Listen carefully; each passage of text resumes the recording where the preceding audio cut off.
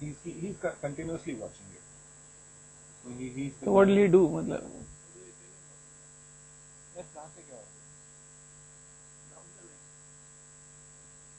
One minute. नहीं, अगर आप डाउन द लाइन अगर कोई भी जरूरत है आपको, अगर आप जैसे माउस को करोगे तो वो देखते रहेंगे. अगर आपको कोई मेजर इशू होगा तो जस्ट चलो तो ही कम होगा. ये भाग गया ना आपका माउस. यार पहली बार है इनकी. He is here for the first time, so he is a little worried. तो आप थोड़ा continuously monitor करते रहना.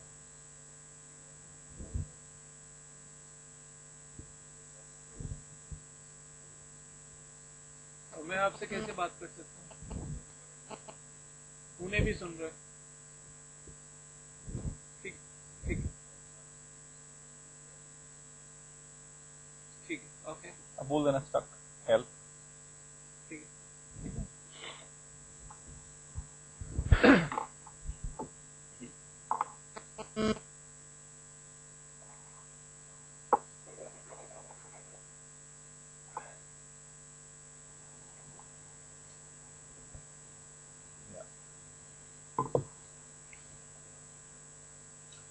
Hi, good evening all of you. It's a pleasure to be back for the third session, and as I told you during the last session that we're going to have a special speaker here, and I have Mr. Sandeep Singh, who's sitting on my right, and Sandeep is a great friend of mine, and we've been working together I think for the last 15 years incidentally. In fact, he was also my teacher at one point in time, and then we ended up being colleagues together, and we started doing a lot of things together. So Sandeep actually was an entrepreneur, or is an entrepreneur to the core. In fact, he started one of the major MBA training institutes in the past, and then he actually sold it off to one of the big players. Been a very, very successful entrepreneur. In fact, he's done a lot of funny things in life. In fact, he's a lawyer by profession. He's an MBA. He's about to finish his PhD as well on foreign direct investment. So I think he's a teacher to the core. He's an educationist to the core, but with a very huge entrepreneurial spirit. And he's also now starting a business school called OTG, Off the Grid, and he's looking forward to doing something exceptional in that MBA institution. And I somehow believe in the idea that he has, and I'm sure it's really going to do exceptionally well. So I'll not really give a larger or a bigger introduction to Sandeep on this. I think whatever he shares with you would actually speak volumes about him. And I'll leave the floor to Sandeep, and I'm sure you're really going to enjoy the session. I'm going to be here going through the session myself, because I think it's a great opportunity for me to learn as well. So we're somewhere in the middle. I'll actually give a few comments or brief comments, but most of the time Sandeep is going to be taking care of the session, and I'm sure you're all going to enjoy it. Welcome, Sandeep. Please. Thank you. Good evening, everyone.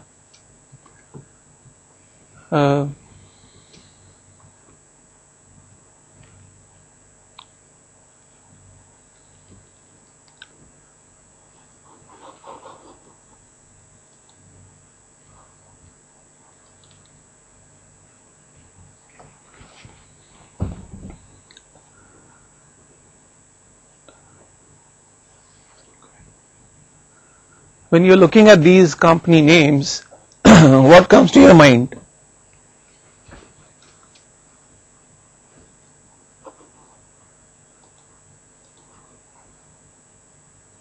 Yeah, would somebody respond?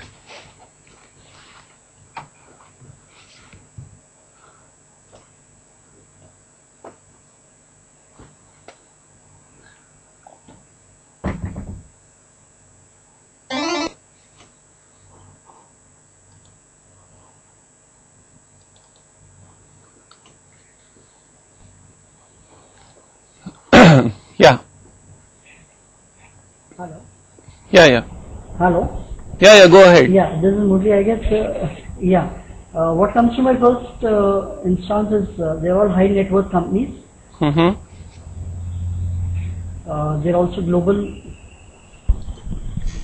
We can hear you. It's okay. Hello.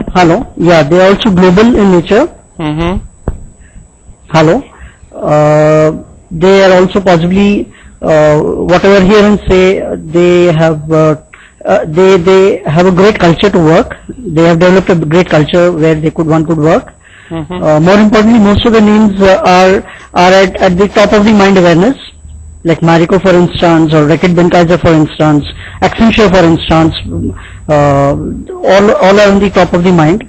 Chevron for that instance, Suzlon over the last couple of years have done great. ITC everyone knows, and I think today they're diversified, and hence everywhere the name ITC is so predominant that one cannot forget any product per se in the market space today. Great, Hello. Great, Murli. Would somebody else like to say something? Yeah.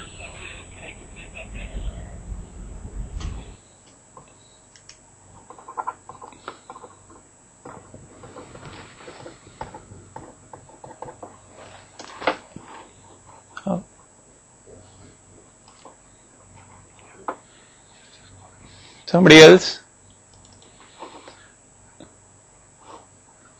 Visu, you like to say something?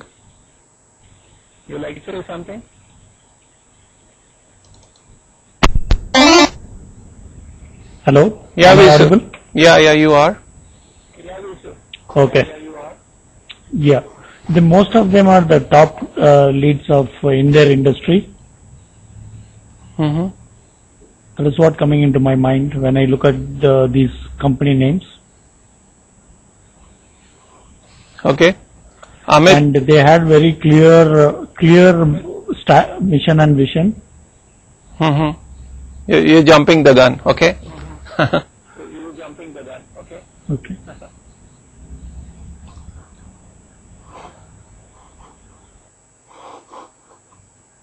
Purna, you'd like to say something?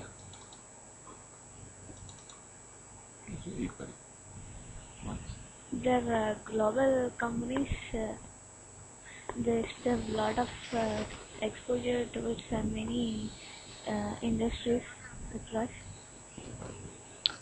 And Purna, you would unmute your mic, please.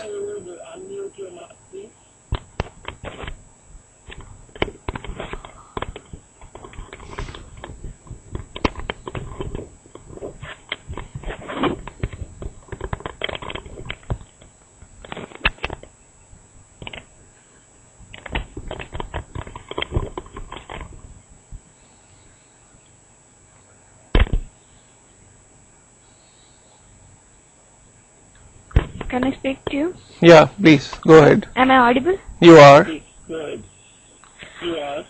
All the companies are having some national recognition, and they have lots of networks over country and the world, like that.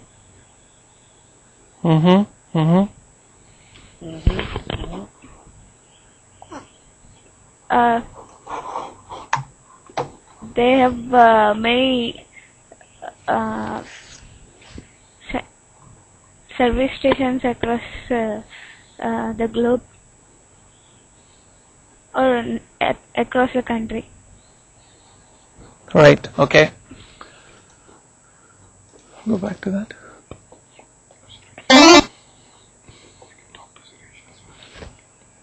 Yeah, Suresh.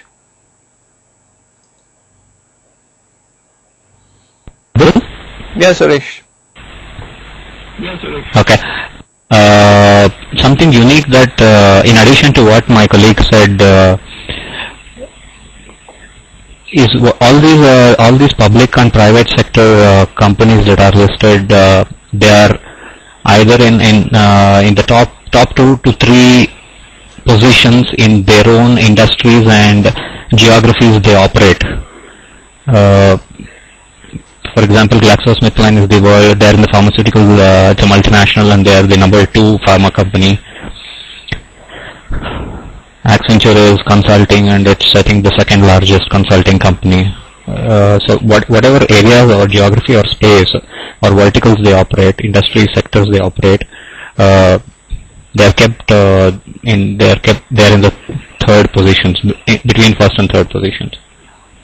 I may be not aware of the rest, some of the companies, but some of the examples I can see are in those positions.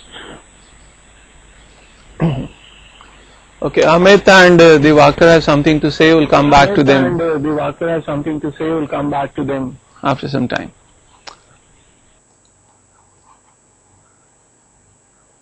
Plus? What do you want to do now? You continue to speak. Okay, today is going to be a very interesting session in the sense we are going to understand various organizations. Also, on a personal front, how exactly you can charter your own life. That is something we are going to discuss. There is an issue and a dimension with grave consequences and of very important significance. So let's see how we go about that. Anybody has heard of Lipitor?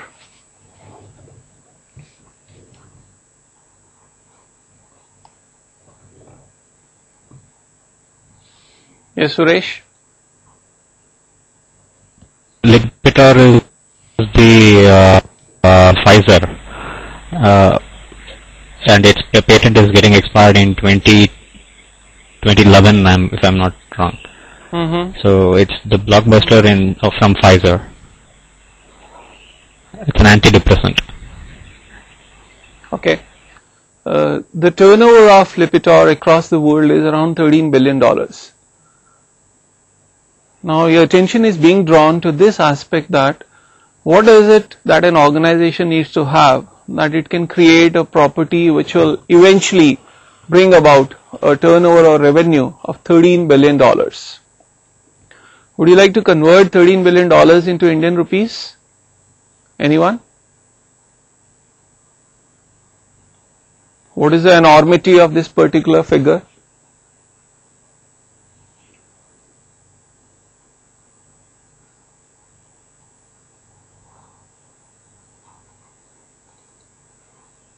Yeah, Amit. Well, I was just calculating. You can take $1 to be around 50 rupees. It's 13,000. Yeah, it's it would probably be like 13,000 million is dollars multiplied by 50. That'll be how many INRs? How many rupees?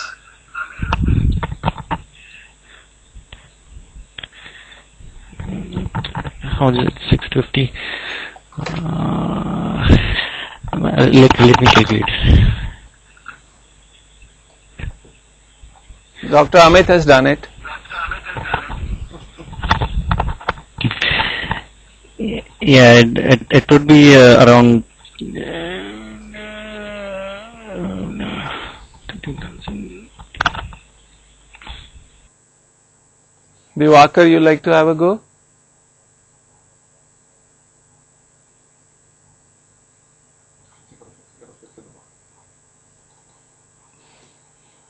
Divakar, you like to have a go?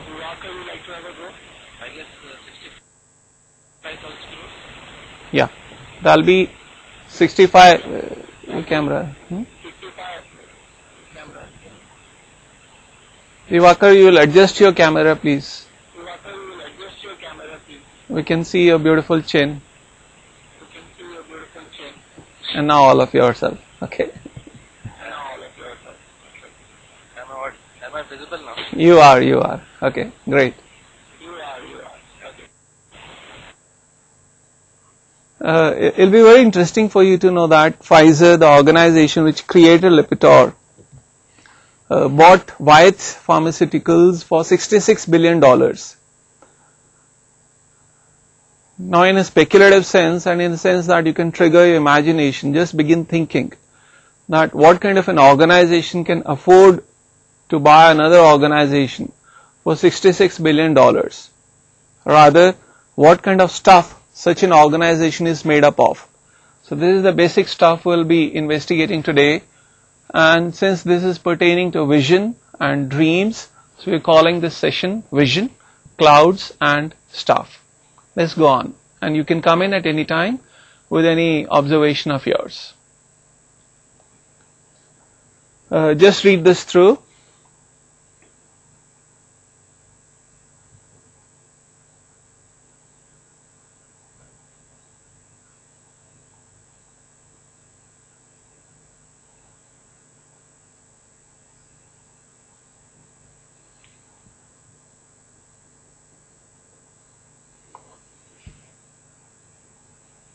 Does anyone make sense out of this?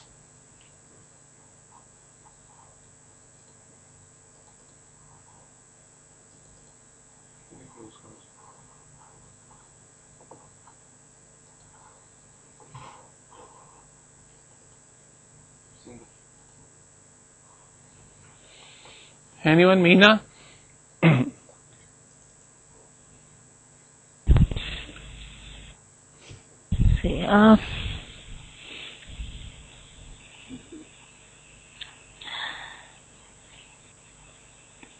Yeah, go ahead. I think it's strategic vision. I mean, they say it's a tunnel vision, a condition that occurs too often in the. I think it's a probably, I don't know, it's a reality when executives under stress and they when you are not open to change, when you are not ready to see what is happening in the outside world and change your strategies and your ideas to flow with the times. And I mean, that is my take from reading this. Yeah, that would be pretty literal. Anybody would like to add more value to this? Somebody sees some more detail on this?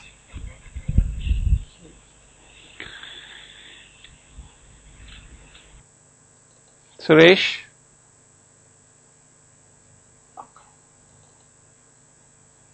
Suresh? I think, the strategic tunnel vision is they get conditioned to the earlier strategic thoughts that they start off in execution, and they would not be open to any other suggestions or other strategic options that are still viable to change. Like more of they lack lateral thinking could be, and they go with the same objective irrespective of whatever the environmental conditions are forcing the pressure on the organization. That's my definition, or rather interpretation of the statement. So do you think that in order to come to a position or a role wherein you are able to evolve vision for your organization, whatever that term means, we are going to discuss that, you need to have a lot of wisdom behind you, or you need to be in a very relaxed setting, let's say somewhere in Seychelles Islands or Bermuda Islands, relaxing on a beach in your villa, and that is the context in which you can come up with a vision statement. Pretty unlike the executives who are leading today's corporate and who are extremely stressed out.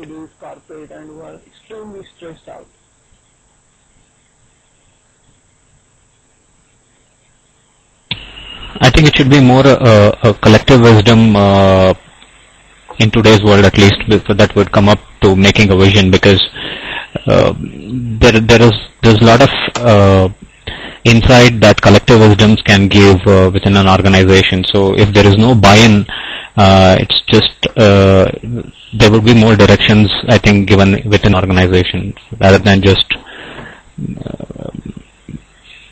inheriting whatever was said earlier. Let's hear what Anupama has to say. Well, when I think of this vision, strategic vision is basically all about passion. Now here, probably the term that they're talking about, passion, is the definition that I have in my mind when I think about vision. But here they're putting another word, which is strategic tunnel. So there is some amount of limitation because of certain constraints which do happen for business executive. That is what is my interpretation in this particular statement. Okay. And Divakar, what would you say about this?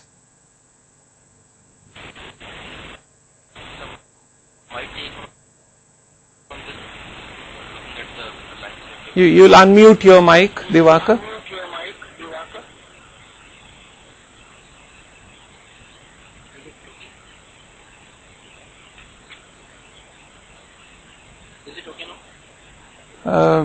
Not pretty audible.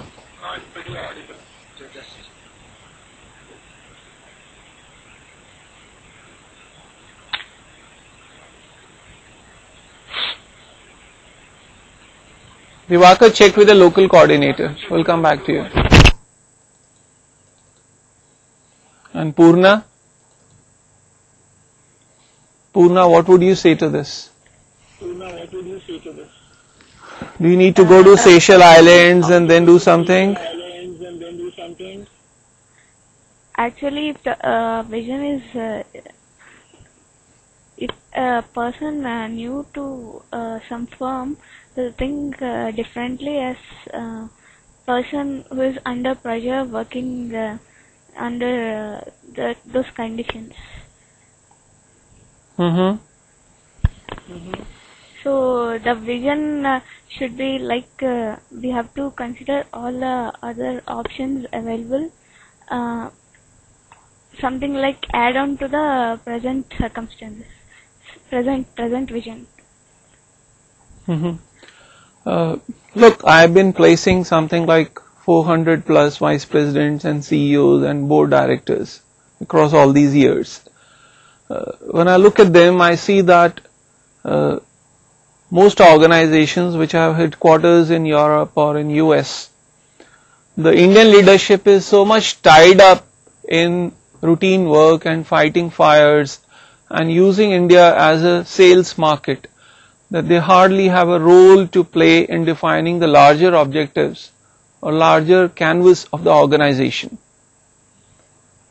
One basic question I ask everyone who is going to go for strategic formulation is, or somebody who is to have a role in formulating vision of an organization is, does that person play golf?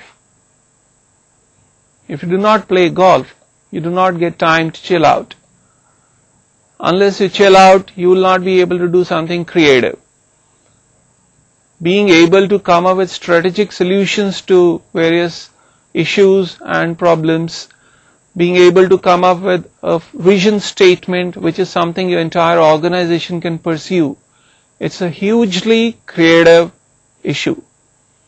And if you do not have time to chill out, you don't have space in your head to go about it. Anyway, you are not really qualified for that. By the way, how many of you play golf? Anyone?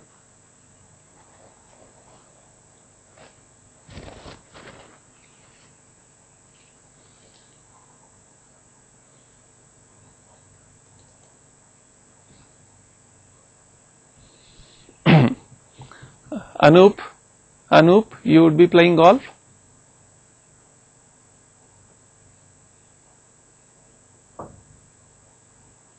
Anup? Like to, if you're asking more.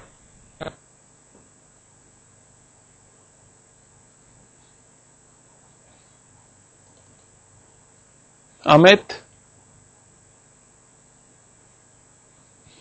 you find time to play? Yeah, I actually sometimes visit the place. I visited the place, but I actually don't get involved in much playing stuff. I do watch other guys, how they play.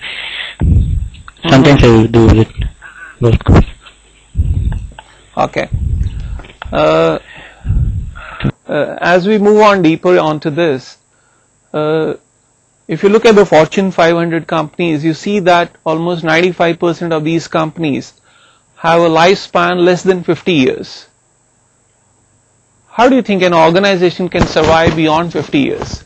Interestingly, there is a very good book by the name The Living Company by Aris de Geus, in which he is studying companies which have been in existence for 200 years or more. Shell being one major company wherein this author has been one of the top consultants. And on your screen you can see the four things these companies which have 200 plus years of existence they have in common. Anybody like to comment on these? These are pretty self-explanatory otherwise.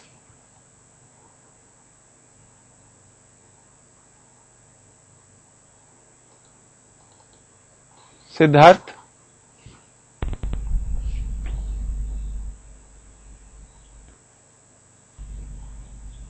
Yeah, can you hear me? Yeah, we can. Yeah, actually, I raised a hand to your previous question about playing golf. You do? Okay. So, yeah, I do. I play like regularly every weekend. Great. What's your handicap? It's about, it's aggregated in the plus, so it's about +1, +2 on an average on every hole. So I never really actually bothered about it. So you play for the fun part of it and networking. Yeah? Yeah, exactly. And Yeah, exactly. And how long you have been playing? Not long, about a year. I used to play a long time back, but seriously started playing from about a year now. Very honestly, do you think that playing golf somewhere is equipping you for a larger role in a corporate sense? It need not. I think it does, because Come again? I said it need not, but does it? I think it does, because you network with like-minded people, and of course it depends on how you choose a company, but it's a very good place to network, and like saying, can you actually strike deals? I haven't yet, but I hope to. Yeah, a lot of deals. Somewhere I read that the mark of a successful person is a person who is able to play 4 hours golf every day. Yeah. So, because that means that he has time to play golf, at the same time everything else is set, so he doesn't have to bother about the day-to-day things and just focus on strategy and such stuff. Yeah. You like to make a comment on these 4 characteristics of the so-called living companies which have been in existence for 200 plus years? Do you see a connect with any of them in your organization? Where are you working? Actually, we have a private school in Lucknow, and my family runs the school, and now we plan to expand, grow. So the school has been running for 30 years, and I see frugality, yes, something in my school, tolerance, yes, tolerance, right. I could see some similarities, tolerance, widespread decision-making authority, yes, and persona is something that we had for last 15-20 years, but we have had a major shift in terms of brand identity. We had a major upheaval in the last 3-4 years, but we are again stabilizing on an improved sense of identity because of the way the market forces changed, and of course, which brings me to the first point, sensitive to that environment. So yes, we learned and adapted, and which is why we changed. Siddharth, do you see your school, whichever you are trying to found, run into a lifespan of 500 years or more? Yes, hopefully, yes. And what is the challenge you think to that? The challenge to that is, first I would say, is to make processes and systems which are independent of people, but at the same time have a system of institutionalizing leadership and have an institutionalizing succession plan, or how generation after generation the systems in the organization are alive and they continue, and they are beyond just people. Okay, let's talk. Be able to install such systems. Let's talk to Anup. You have to wait for 5 seconds. 3 seconds alive. Yeah, Anup, do you think systems can be made which shall last an organization 500 years?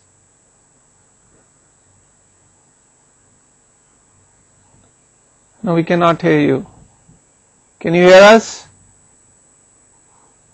I hear you, but there seems to be a technical difficulty. Now we can hear you now. Okay.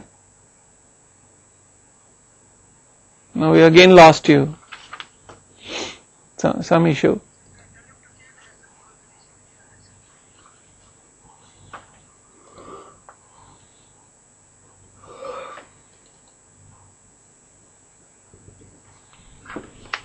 Sandeep, what would you say to that? can systems and processes be made which an organization can live with for 500 years?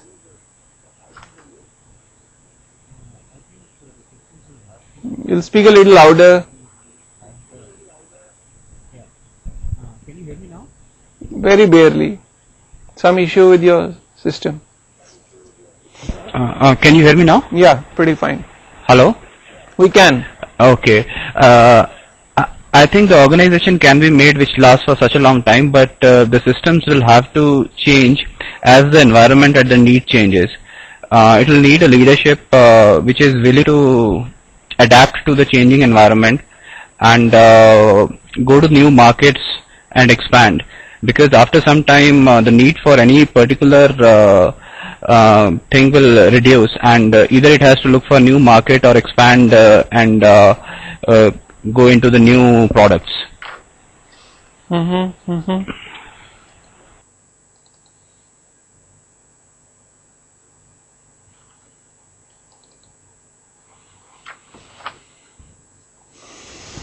Yeah, Murli.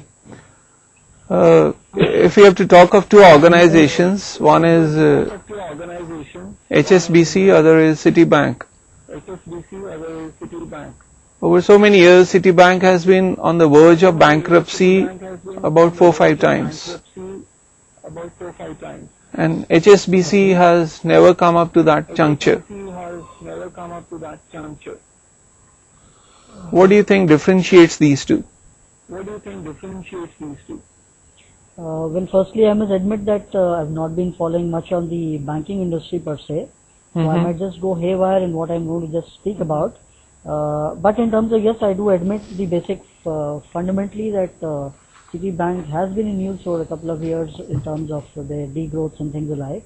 HSBC, on the other hand, has been more closer to the customer. I guess they're more closer to the environment where they operate upon. Probably they're more sensitive in terms of choosing their relationship or choosing the business partners whom they want to dwell, and they just think that they are probably also pretty conservative in more say in the way they spend their monies. Probably they're in a position where they want to consolidate and stay throughput in the current recessionary times. More so from the experiences one what I have gained, but I'm not sure whether I can add more to this. But yes, it is fundamental that any organization per se, whether it is just coming to the industry, coming into the society, or has been in existence over the large number of years, has been definitely needs definitely to be reactive, or rather so to say proactive in ensuring that they are in existence. One could always talk of Accenture for say, one could always talk about ITC per se, which are more relevant to me, or more from the FMCG industry in the country, or they're from back to ITC in India. I think they've been very proactive. They understood around 15-20 years back, or at least till ITC, Mr. Chugh or Mr. Deveshwar talked about their expansion into diversification, and probably they were trying to react to the environments. They knew that they would not sustain over a period of time just by the cigarette industry. Probably they have been very sensitive to the environment, both very country specific environments where smoking perhaps would be banned and things alike, and they knew that if they have to grow, they need to just exactly know where they wanted to grow. So that is why today we see a lot of they're mushrooming into the food industry and things alike. Yeah, tolerance. And where do you work, Murli? Per se. And where do you work, Murli? I am currently engaged with a British multinational called Lornamead Personal Care. About 20 years in existence, but 2 years in the Indian market. Yardley is the brand which has come into India officially through Lornamead. Yeah, cosmetics, personal care cosmetics, soaps, shampoos and things alike, and deodorants and talcum powders and things alike. I've used their products, they're pretty good. Basically is British. They're pretty good. Great, thanks Adan. I think there's 3 cheers to my R&D, 3 cheers to my marketing guys. I think they've at least ensured that you have used them. Okay, one second now. So I belong. Yeah. To give a quick recap, one idea we have edged in is whether your organization has the capability to have one product which can have $13 billion kind of turnover. Whether your organization can have the capability to buy another organization for $66 billion. So what is the stuff such organizations are made up of? That's part one. Part two, very softly, we have also edged in an idea that we have to look beyond 50 years. We can possibly look at organizations which have been in existence for 200 years. If you look at the Industrial Revolution, you look at the other economic revolutions post-World War. Today's call is, can we think of organizations which will go beyond 500 years? Now the question I am asking is, should the organization be very concerned with a very good quality short life, or sustaining across centuries and centuries, even if 1 or 2 decades have been bad? What should the organization aspire to? Anybody else would like to talk on this?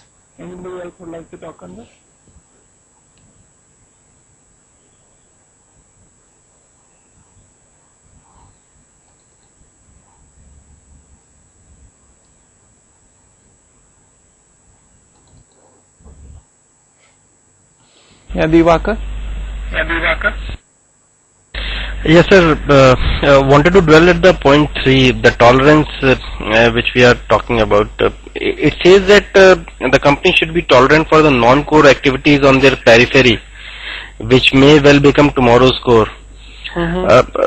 Isn't there a bit of a contradiction to the core competency aspect of the organization, which all these long-lasting organizations have been dwelling upon? Say in course of the currency of the organization, we end up diluting the core activities which have been the base for the growth or the establishment of the organization. Anybody else would like to react to this? What Divakar is saying?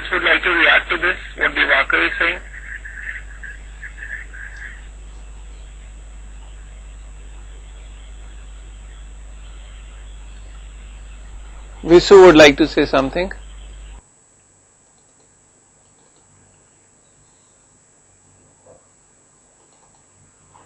Yeah, Visu? Yeah. Here, company like G, they are in almost more than 110 years. So if they had a very clear vision and mission, and they have the very systematic way of handling the customer, they have very stabilized process. But even though whatever the 4 categories what we are seeing here, they are able to run the show maximum the 40-50 years. So after that, they also need to be changed according to the globalization what is happening currently, and they need to align with the changes in the economy also. So that we may not be able to have the organizations like more than 100 years or 200 years with the same system and process what currently we are having it. So the vision, whatever we are building it, maybe maximum 100 years. So after that, they need to revisit based on the changes in the economy and the globalization what is happening now. Visu, you will be interested in knowing that there was a Japanese organization. In the year 1998, they came out with a vision statement for year XX. Can you guess the year? Anybody would like to take a guess? This Japanese company, they came up with a vision statement for what year? Any hazarding guess?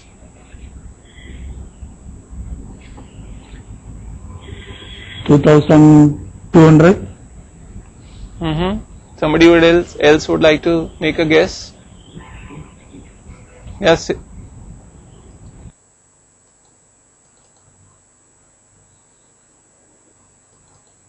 Yes, Siddharth. Yes, sir. For next 5 years to reduce the cost and operational efficiency, increase the operational efficiency by 50% in the next 5 years. Or the vision is for access means 2020, sir. Okay. You'll be interested in knowing that this organization came up with a vision statement for the year 3000. For the year 3000. This organization, Matsushita Electric Company, has been giving supply to Tokyo since Second World War, and not a single minute of outage has been there in Tokyo since Second World War. So vision is that kind of a stuff in which you can possibly think that much beyond. So that is first call I like you to take, that while playing around with vision statements, the romancing could be that large, even larger. Is vision making a poster making game? So you can see some posters out there. I'll just close this video.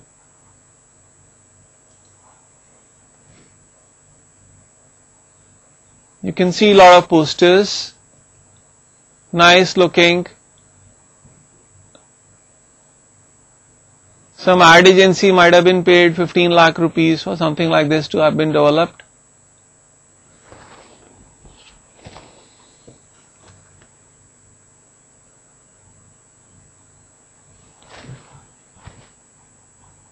Anybody, do you think vision making is a poster making game? Posters which have to be splashed across the Amit? Posters which have to be splashed on the walls of the building?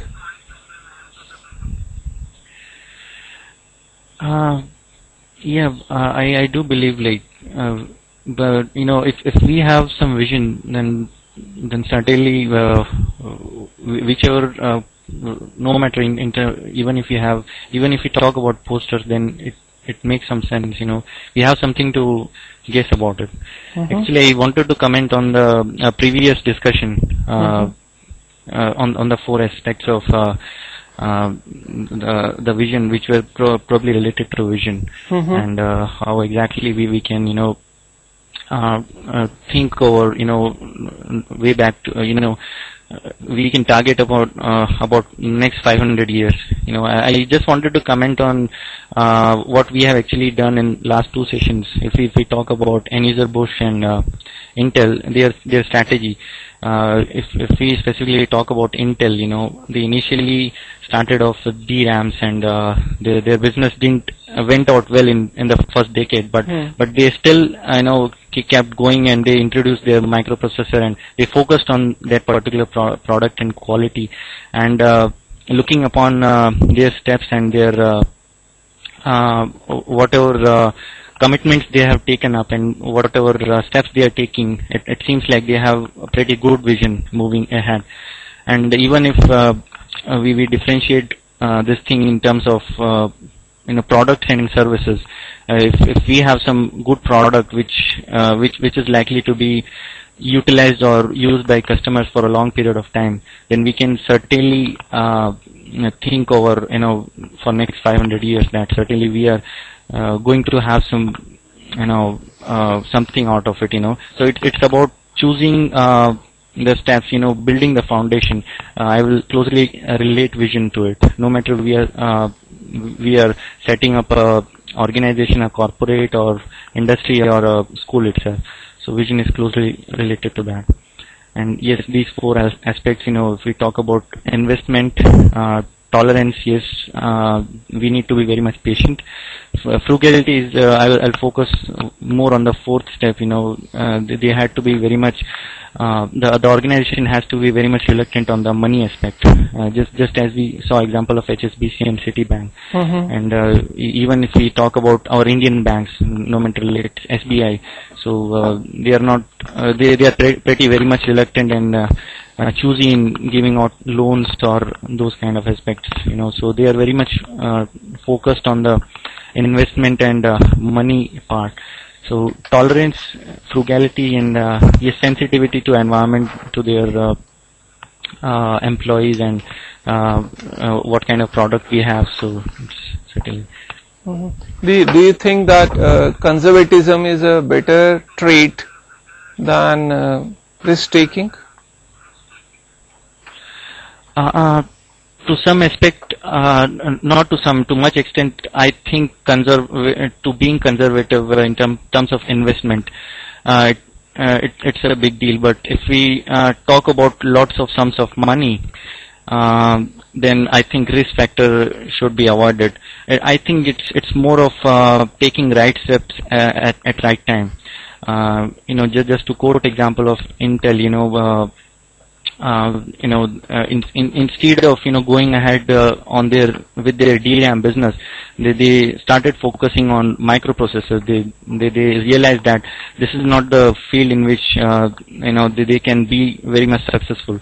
So I believe like it's about taking right decision at right time. But I still would prefer being conservative in terms of investments. I think Divakar wants to say something.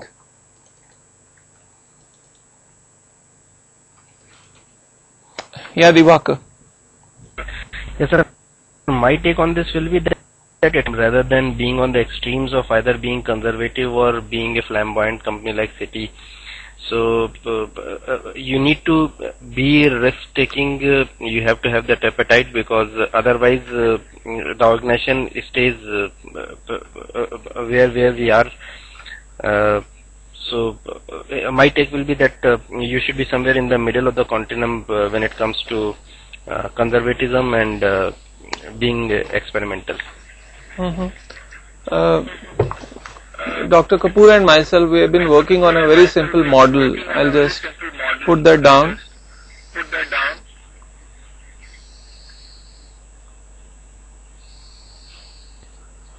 If your organization is like a ship, the most important thing is the ship has to float. It has to stay afloat. We cannot risk its sinking. Now, part of your energies should be dedicated towards moving, which means getting the 8 to 10% growth the industry is enjoying. Part of your effort energy should be towards surging, that is trying to get the 30-40% growth which is possible. And part of your efforts should be towards what we call quanturge, that is getting 1,000% kind of a growth. Now all of these, the ship cannot run the risk of running aground. If the whole organization is at the risk of sinking, then no lifespan is going to work, then no amount of moving ahead is going to work. How do you react to this particular very simple kind of a model?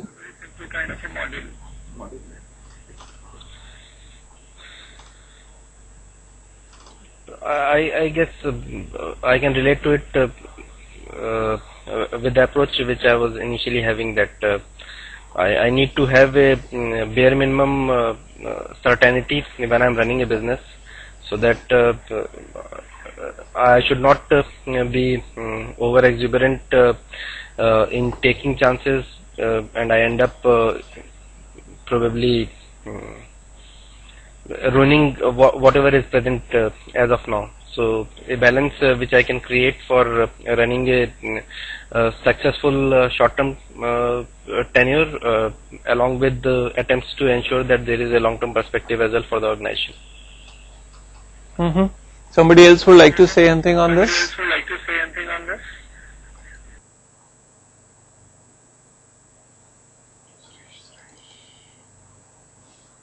Suresh?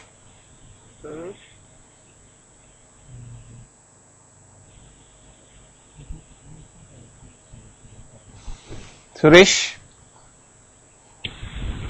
Yeah, am I audible? You are. Yeah. I think risk taking is equally important with calculations in terms of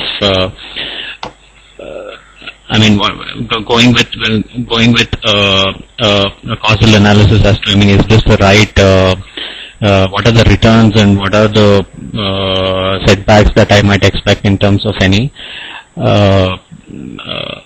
say if it's a merger and acquisition, for example, Pfizer acquired Wyeth, taking the example of Pfizer and Wyeth, that's a huge risk. But what are the reasons why Pfizer chose Wyeth and not Sanofi, Aventis or GlaxoSmithKline? That will be the other questions that anyone might ask. So there has to be a lot of overlapping in terms of the vision or values. There has to be a lot of synonymities and culture fit, product portfolio fits, in what are the areas that they are, what are the geographies and what products they have, etc., in what markets they are strong, etc. So I think a lot of exercise needs to be done if an organization is taking a risk in terms of primarily the vision, etc. It has to be a kind of a sync between the vision of say Pfizer and Wyeth. So I think risk taking is equally important, but has to be with a lot of due diligence done and homework done, without which it could be a failure. Mm-hmm.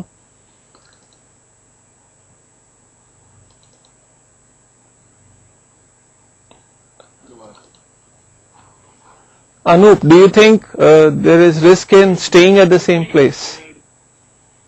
One of our earlier prime ministers used to have this approach to situations of doing nothing about a problem. In computer algorithm, we have a command known as NOP, N-O-P, no operation. You make the system run into a loop of count till 1 million and then come back to the meaningful work. The idea is the problem possibly would dissolve or disappear on its own. And out of the 20 problems, the 2-3 problems which remain, they might have become a little bigger, but they are manageable. So is it a good option to do nothing, not to take a risk? Or is there a lot of risk in not doing anything? I'd probably borrow what the CFO of the company recently mentioned in one of the town halls. I had a global town hall. I work with Ameriprise Financial. Mm-hmm. We're losing you. Question was asked. Okay. Am I audible? You are. Yeah, go on. In a recent town hall, a question was asked, what is Ameriprise doing in difficult times to protect the interests of its clients and to ensure that they stay ahead of the competition? So one of the things our CFO, who's been with the organization for 40 years, and the organization itself has been in the market for 115 years this year. What he said was, he said the vision when we were constituted and the vision today is the same. We want to be the most sought after financial planning company. So with that clear vision in mind, we have provided the direction for each of our employees, right from the executive level to level person, a clear vision of what they need to do to contribute towards the larger vision of the company. And with that, we are clear that people are working towards the vision of the company. Secondly, in such difficult times when some of the factors are under control but most factors are out of our control, we still need to ensure that certain strategic decisions are taken to one, protect the interests of the clients, which was our primary concern, which we have done. To protect the interests of the stakeholder of our shareholders, which was our one of primary concerns, which we have done. And now, with those taken care of, we have ensured that the company is in good shape. We haven't really suffered too much. So now, with whatever strength we have left, we can look at growing from where we are and emerging out of these difficult times much stronger than what we were when we entered these difficult times. So what I gathered from that was, yes, there definitely is a need to evaluate or reevaluate your position when there are challenges.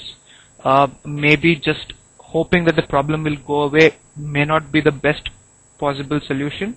Mm-hmm. At times factors are beyond beyond your control, but you still need to reevaluate your position, take the right steps, ensure that you have your priorities right, protect your priorities, and move forward, which is one way of it.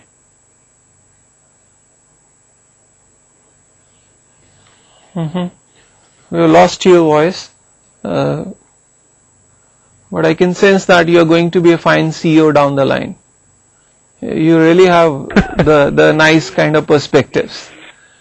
Having talked to so many people across, I think you have them. Okay.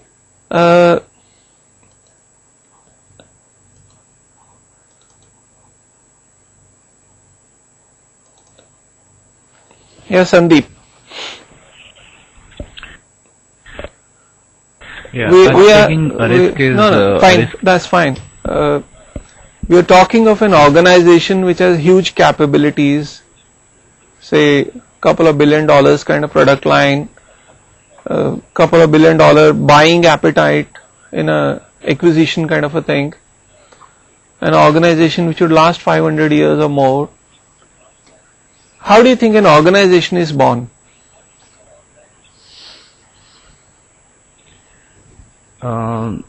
An organization is born by an idea about the future. It wants to do something. It wants to do something and generate some products or exploit some opportunities in a particular area. What is this it? And, what is this it? What is this it?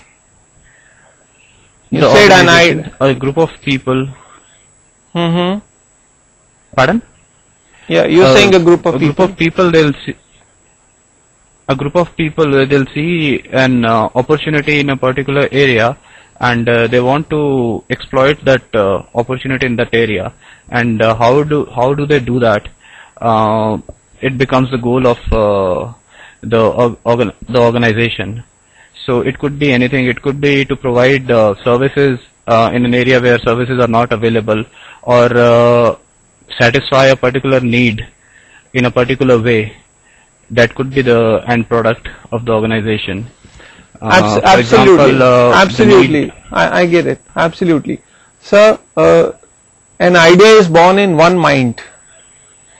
This idea could be borrowed from books or literature or others' ideas, but there is one person who is convinced with that idea. Now, this person goes about gathering like-minded people. And when you have a core team of 4-5 people, now they go about gathering the finances and the technology and the processes and systems and everything else. So in this sense, the only resource of an organization is people. People can get you technology, people will formulate the systems, people will get the funds, people will develop your ideas. Yeah, people. So there is no other resource in organization. No, it's the only resource. I maintain that in an organization there is nothing else. Okay. What does anybody else say to this? I made a harsh statement, assertion that there is no other resource for an organization. The only resource is people. Everything is resident in people.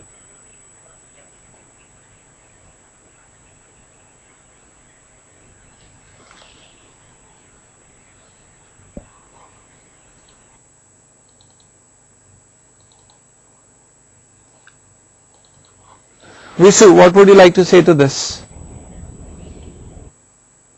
I agree with you, and it starts from the people. Maybe it starts from one individual, and it is going to spread to the people, and after that, once the group forms, and they come with the set of goals to attain. Close. I totally agree with what you said. Okay, we'd like to hear Meena say something to this.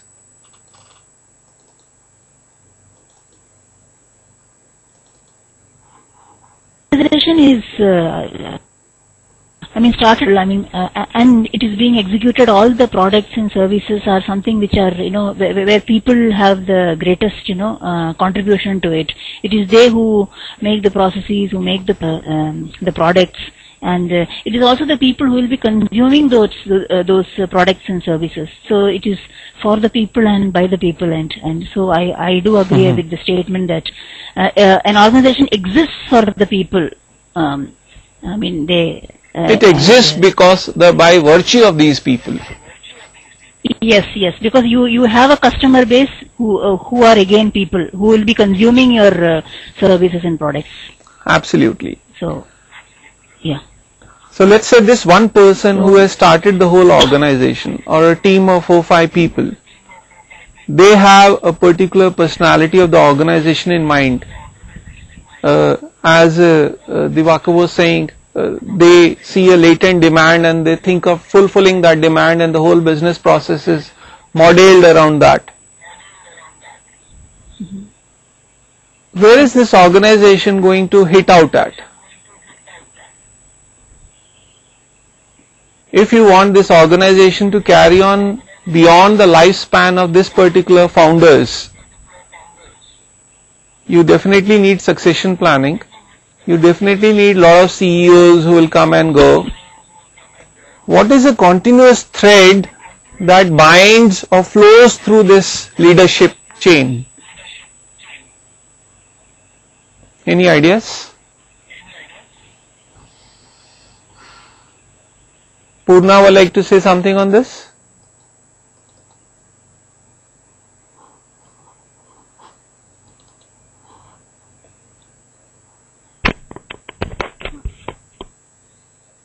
No. You don't have any ideas on that?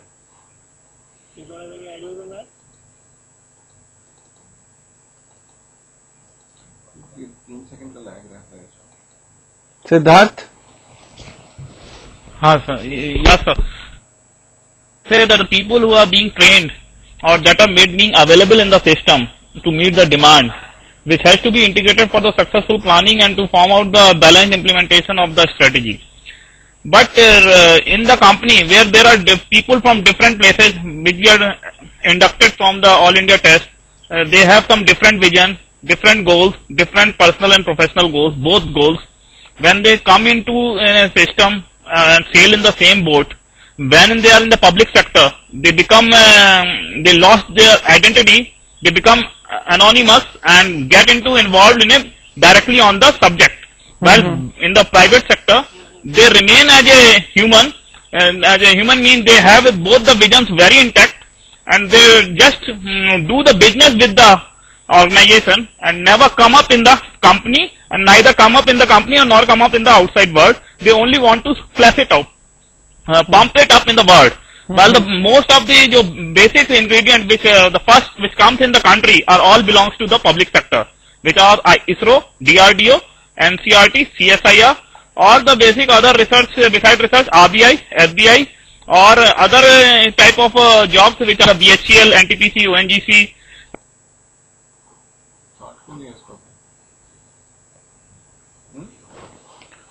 Murli, you like to say something to that? I'm a bit surprised of the comments which my colleague has just made about the public sector and private sector. Really very surprised on that. But on the prima facie, be it either or organizations, I think the resource which we were talking about for the succession planning, we got a great resource which you said you were harsh, but I guess that is the core essence of any organization to exist. The men, the machine, the money. I guess the men part is what you said, and men could drive, develop, innovate, borrow machines and money, and if they are linked to certain capabilities of taking risks. Murli, statements. Yeah. You think in these times of recession or depression, when organizations were firing people left, right and center, they were showing that they actually believe people are not the important resource? No, see the point which you made on firing people. Perhaps people overestimated or they built up so much of capabilities or capacities which were unutilized, and they foresaw and they probably took excess of people, excess of inventory. They kept so much of inventory with losing sight on what the environment would react. Probably that was one of the reasons why people had to leave. And I wouldn't say recession, I would say a slow growth. I would like to rephrase it as slow growth because that's how it is. That's how I look at it. I wouldn't say you're sidestepping it. The word recession. You're sidestepping it. Let's hear what Purna has to say.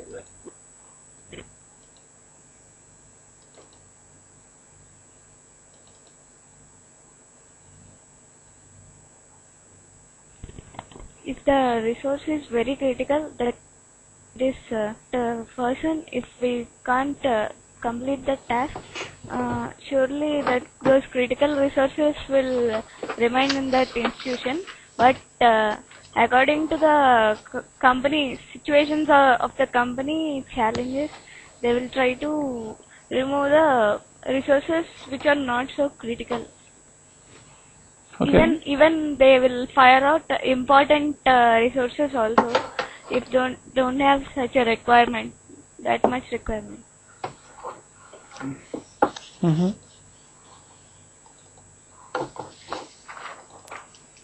And Anup, what is it you want to say?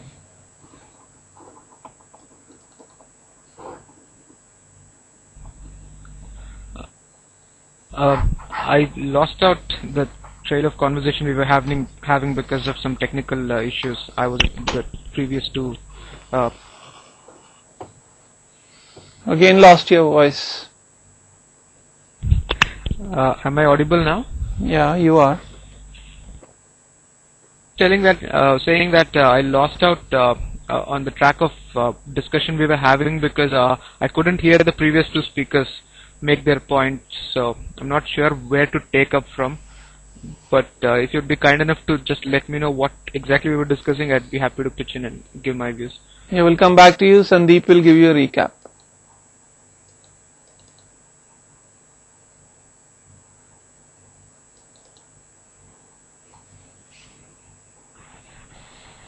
Yes, Sandeep. Anup needs a recap. Yeah, I think the question you asked was that in the time of recession and depression, people have been fired, and does that mean that people are not important? After that, I could not hear the two speakers who were there. I think there is a lot of problem with the connection today. We are not able to hear all the speakers, and last two speakers we could not hear at all. Others? Yeah, Suresh, who is sitting next to me, also is having the similar problem. Mm-hmm. Okay, I'll take it from here.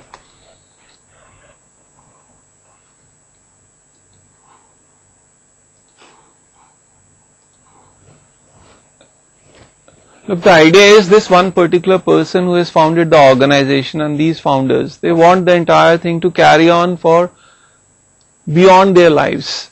How is that going to happen? I'm sure you have gone through the reading by Jim Collins, wherein he is talking of vision being something like a pole star. Now, if the whole corporate is like a ship on the high seas, what is the relevance of a pole star? Do you think the organization is supposed to reach the pole star?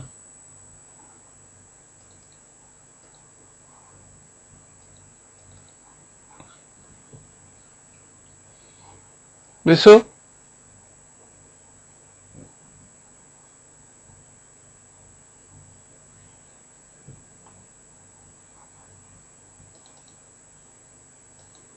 My window is gone.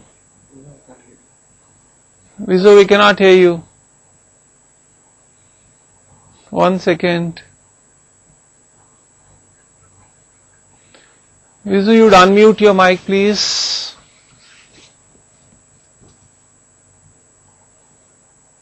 We'll just come back to you.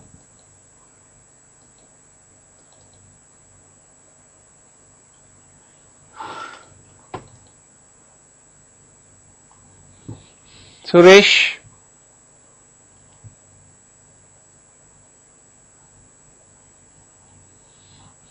No, we cannot hear you.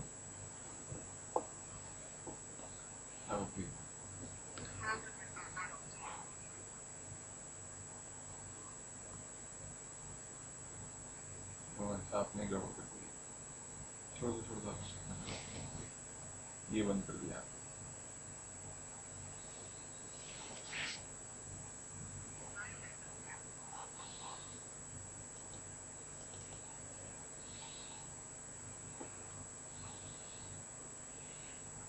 Yeah, Anoop.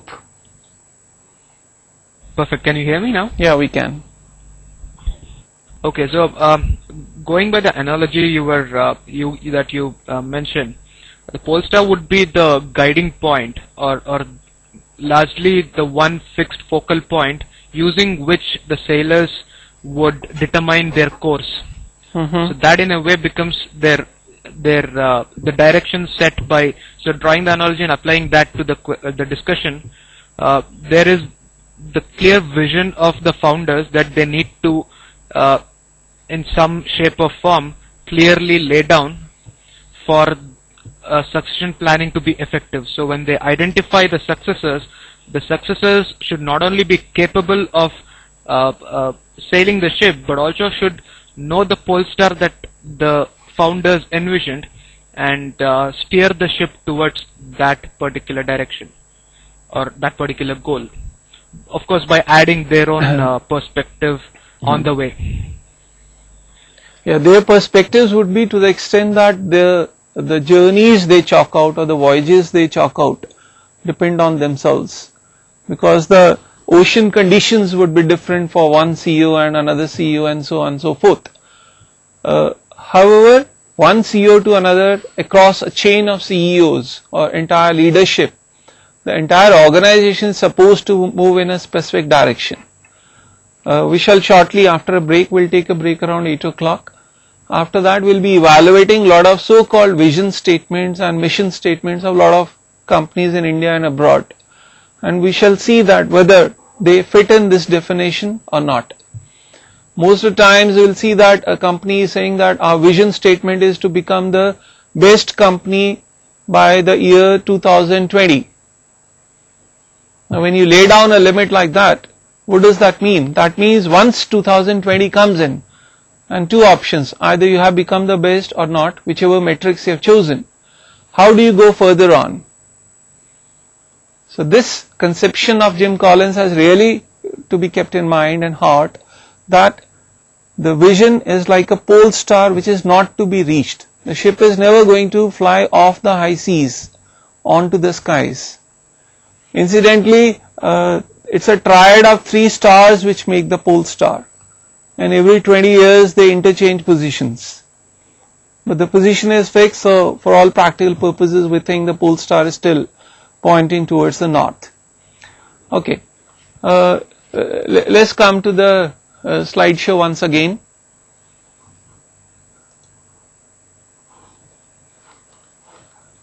Now there are individual differences in the organization.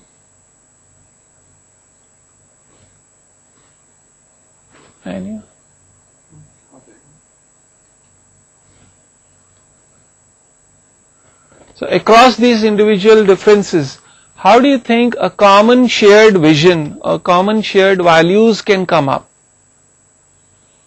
In that sense, what is an organization? Is it a structure? This is a McKinsey 7S framework. You can Google on it and probably it will be discussed in your course down the line. At the core of it, it is shared values. When different people in the organization, these are 300, 500 or 1000 or say 20,000, in case of TCS it's around 1,41,000 as the latest count. How can 1,41,000 people have common shared values? Does it make a sense to think of a pole star kind of a vision statement or not? Divakar, what would you like to say to this? Yes, sir, it makes sense. It does, okay. Talking about a mammoth structure, yeah, if you are talking about a structure like TCS, where we are having 1 lakh employees working in India and across the globe, for all practical reasons, if there is not a clear clarity where we are heading for, so then the ship is sailing in the high tides and without a proper direction. I would like to add to this that the core value or the approach of the entrepreneur, whosoever started the organization, should be contagious enough to the employees who are working in. So even after, when the founder has gone, the organization is on, the approach or the philosophy, if it has been sold enough within the organization, I guess the job has been done. So it has to be built around that.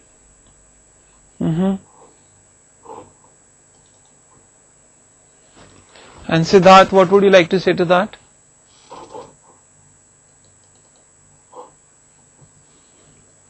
So the vision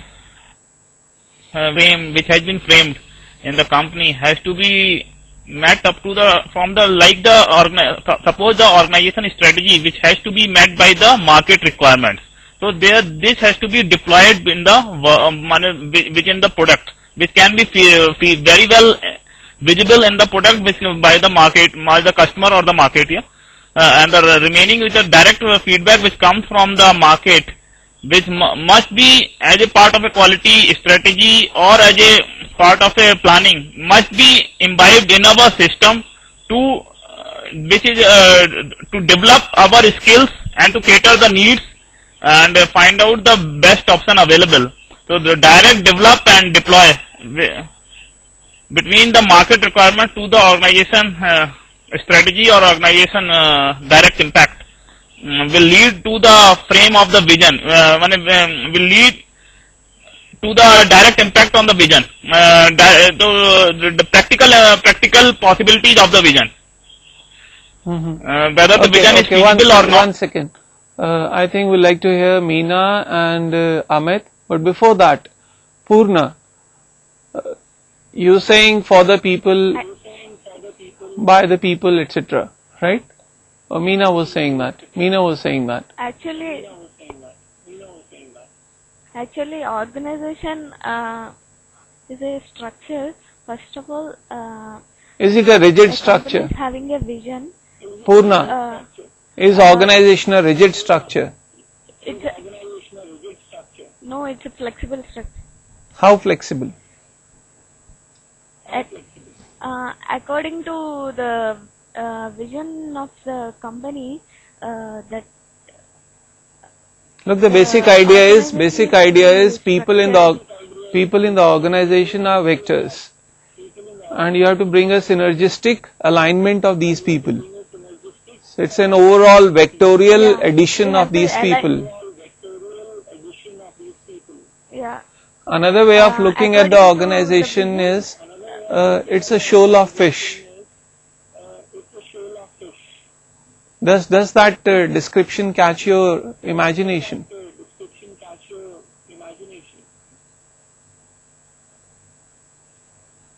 I think to some extent. Okay, let's hear what Meena has to say to this.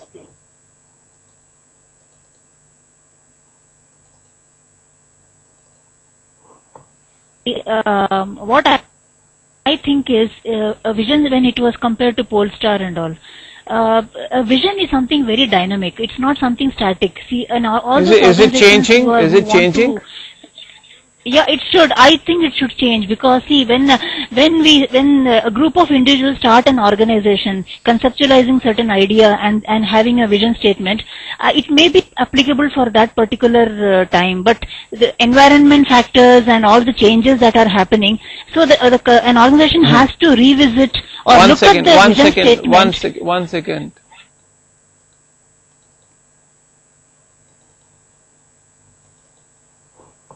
Amit, do you think the vision statement is variable? Does the Polestar change?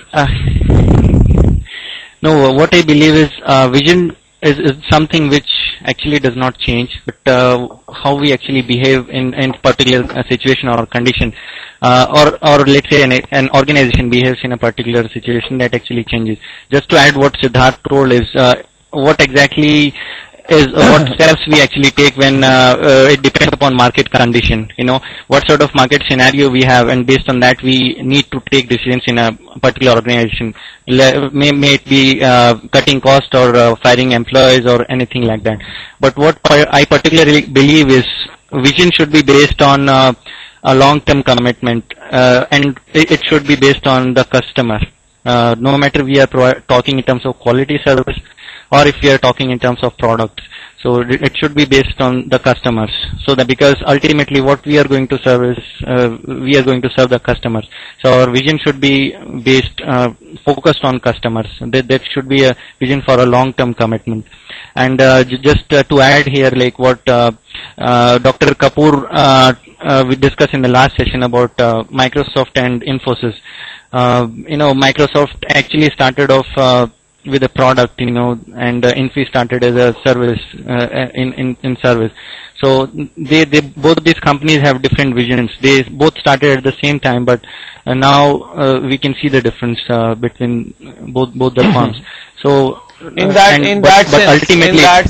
that sense, certain things like, say, Tata's and General Motors started around the same time, and in the year 2000. The annual profit of General Motors was equal to the asset base of Tata's. Does it mean that Tata's were thinking small? Second thing, when an organization comes into being, when is it that the vision statement can be formulated so that it will become not dynamic? Meena is saying that, or Purna is saying that it can change. What you are saying is it will not change. If a country like India, after so many years of existence, the president comes up with a vision statement for 2020, or for Kenya they are thinking of 2030. That means the founding fathers of the country, their conception of vision has undergone a change. What specifically I believe is the vision of, I was actually customer centric, because no matter we run any organization or we start off any service, so it has to be for a particular customer. So my point here is, if we are serving a customer, or we have to either choose between whether our services are customer based or revenue based, whether we have to focus on the revenue of a company or we have to focus on the providing services to our customers. So no matter but specifically so far I think what we have attained is we need to have something which is like a pole star. What it is we need to discover, but if somehow we can have something like a pole star to guide us across various CEO leaderships, that will bring a definite sustained kind of a pursuit of something, and the whole organization is going to have a continual build up in a specific direction, rather than at times work this way or at times work that way. We'll hear out what Anupama has to say, and then we'll take a break.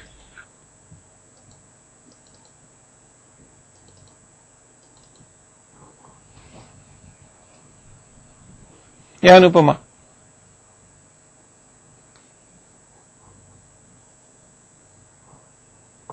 Yeah. I just wanted to put in, which suddenly struck me, that vision, yes, I mean what even others were saying, some of them were saying that vision needs to be revisited, but the mission of the company is the company's fundamental purpose.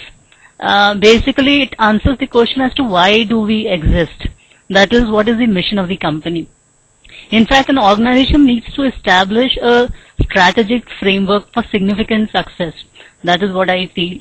A vision that is for the future, for sure. A mission that defines what you are doing. We'll take a break on that interesting note, wherein you're striking another dimension.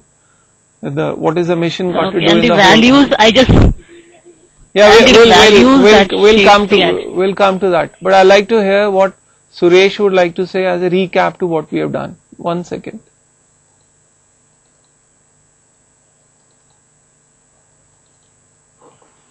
Yeah, Suresh, you'll give a recap of what we have touched. Yeah. Basically, we started off discussing what an organization is. I mean, what is a vision, and what are the common threads that organizations who have been sustainably existed and growing have few things in common. And we discussed about how visions are defined, or how different organizations devise strategy for long-term existence. And we did take some examples of a few companies whose visions are not predefined by any duration, etc. And another note that I wanted to make is also the point that I wanted to make was the same as what Anupama is in terms of giving a correlation about vision and mission. So it's more like a pole star, and what difference you choose to reach the pole star is something. You never reach the pole star. I think that is what we'll take after the break. Yeah, we'll meet at 15 past. Yeah. Okay, thank you. Okay. Bye-bye. Thank you. Yeah.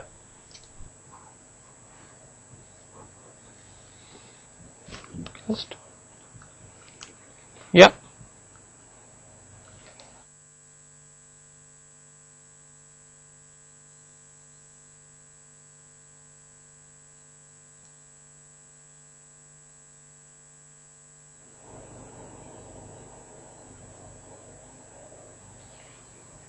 Yeah. Hi, welcome back. We just introduced the concept of an organization being like a shoal of fish. Now, the founding members initially would have certain values and certain beliefs, and they will begin gathering like-minded kind of people so that the vectorial sigma of their energies and beliefs can happen. Over a period of time, this shoal of fish would lose members and acquire members. Few members would stay in it for lifetime, as in say Japanese management kind of firms of the yore years, not these days. And in many other cases, people would come in and join within a month, 2 months, the so-called attrition. This shoal of fish, which is defining the overall organization, can this shoal of fish have a very rigid outline? What would you say to this?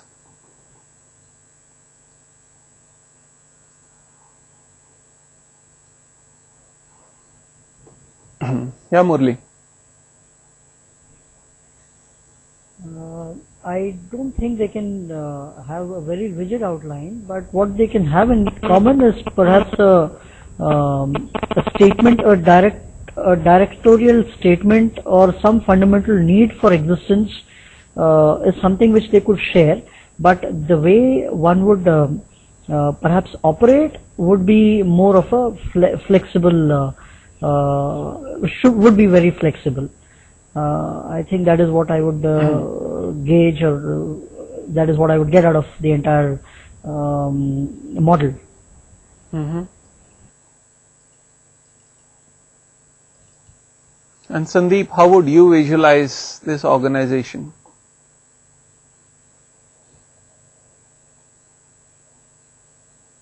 Based on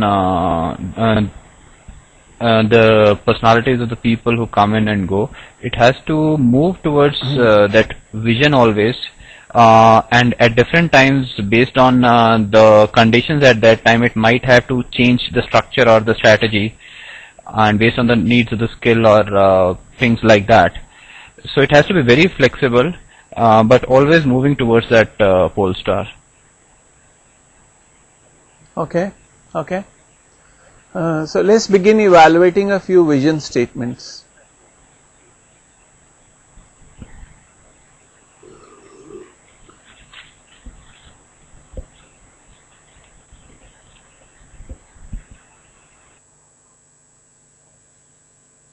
Just read this through.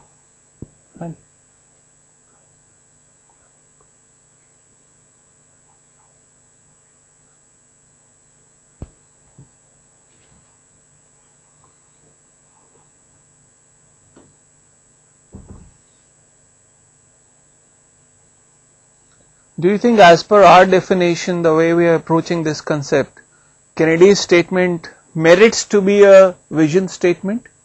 Anyone?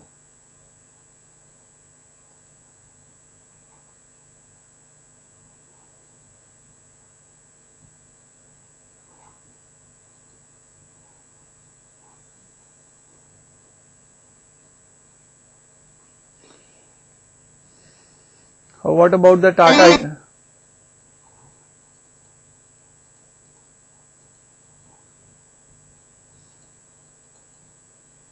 Yeah, Divakar. Sir, this is prima facie fall in line of mission rather than the vision as such. It's a short-term goal which Kennedy is looking at down the line 10 years, while the vision should be something more futuristic and probably the horizon should be more long. Are you saying the mission statement is very short-term? Purna was saying that mission is something that is your core belief. Mission, to what my belief is, that mission is always a subset of the vision. So while the pole star remains the One guiding second, light, one second.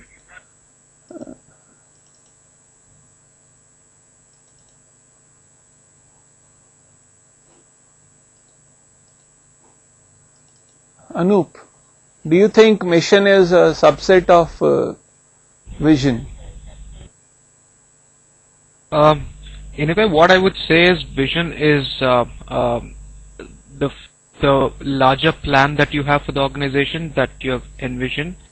Mission is almost a breakup of how each vertical or how each part of the organization and what they need to do to essentially stay on course of the vision. I think there is some cloudiness. My understanding. No, there is some cloudiness. Let's try to dispel that. Read through a few vision statements and we'll come back to the mission thing. Now look, when you look at the shoal of fish, if you can compare the shoal of fish to an atom, the atom would have a nucleus which would have protons and neutrons, with a lot of electrons hovering around in the electron cloud kind of a space. This organic nuclear tightness is what characterizes an organization. It's organic, that means the overall thing is changing shape like a shoal of fish. However, there is a huge binding force which is keeping all the protons and neutrons, even the far-flung electrons together. This binding force is what will happen through mission statements and through vision statements. So this is another conception of that. Let's go a little deeper. This is Pepsi's vision statement. Any reaction to this? Any comments on this? Anyone?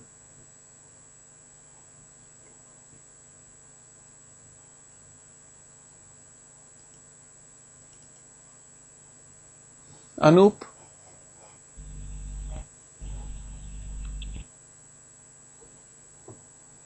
First one, is that what we're looking at? Yeah, Pepsi. Can you read that?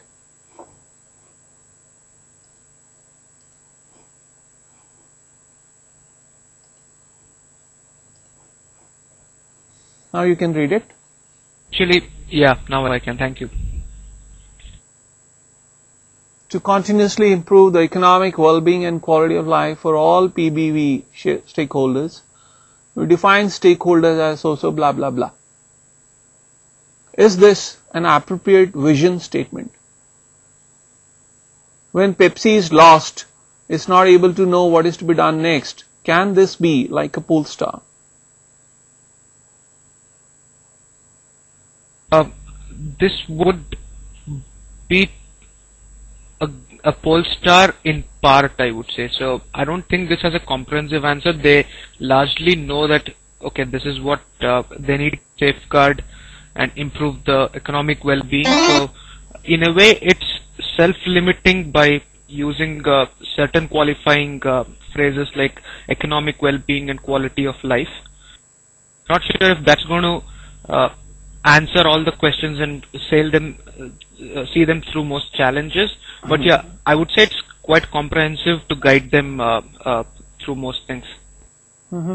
Purna was saying earlier that mission is something that's going to be why we exist. Isn't this statement of Pepsi something like why we exist? Purna, what do you say to that? I think vision is the goal of the organization, and mission is what we have to do to fulfill the vision is the mission, I think. And strategy is what we are framing to fulfill this vision. Okay, is strategy a pathway? Yeah. 1 second. Murli, you have something to say? I think vision is larger than mission. Vision is the very basis of an existence of an organization is determined by the vision statement, whereas the mission is definitely a how to do part to how to drive the vision on a long-term basis, and strategy is a subset again of the mission, is part of the mission. So vision in any case is loud and clear and is larger than anything, and it is the very basis of the existence of an organization in question. Let me dispel some kind of cloudiness around this. A very simple example that really helps people relate to and connect up is look at somebody like Gandhiji. His vision was that we should have a free India, something that will happen in a very distant future, and keep it in mind that his conception was not mere political freedom, it was social freedom, it was economic freedom, freedom in a truer sense. So that was a vision Gandhiji was working for. And mission is something, although Jim Collins doesn't talk of mission kind of a thing, he talks of core values and core beliefs and core ideology. Mission for Gandhiji would be, or for any firm would be, on a day-to-day basis, it has to decide whether they should do something or not, or the way it has to be done. So for Gandhiji, what was it? Non-violence. Whatever we are doing, the pathway is characterized by non-violence or violence. So if on a day-to-day basis, whatever activity you are thinking of doing, if it has non-violence, you are being true to your mission. However, if you are violative of this, you are not being true to your mission. Does that bring some clarity? Yep. Okay, Suresh. Yes, Suresh. See, vision is something extrinsic. I think it's something that goes back to the society from the organization, and that is the cause for what the existence is. Setting aside the business angle to it, I think the primary objective of the vision is to give something back to the society, point one. And second thing is to achieve this, which is outside the organization. So the collective, the organization works towards this objective. And mission is something very intrinsic, unlike vision, where all the entire organization has to be equipped with core values to attain the mission. Mission is something intrinsic and internal to the organization. and the bridging the mission and to the vision, to achieve the vision, is what what the strategy defines. So primarily strategy is that bridges the mission to achieve the vision. That's my interpretation. Okay, I think I've given you a very clear analog of what mission and vision is. Strategy is something probably Dr. Kapoor would be talking in the sessions to come. Otherwise, if I have to quote Michael Porter in this regard, he says that, it's one of the videos floating around on YouTube, you can have a look at that. He says that when an organization says our strategy is to go international, it's a wrong statement.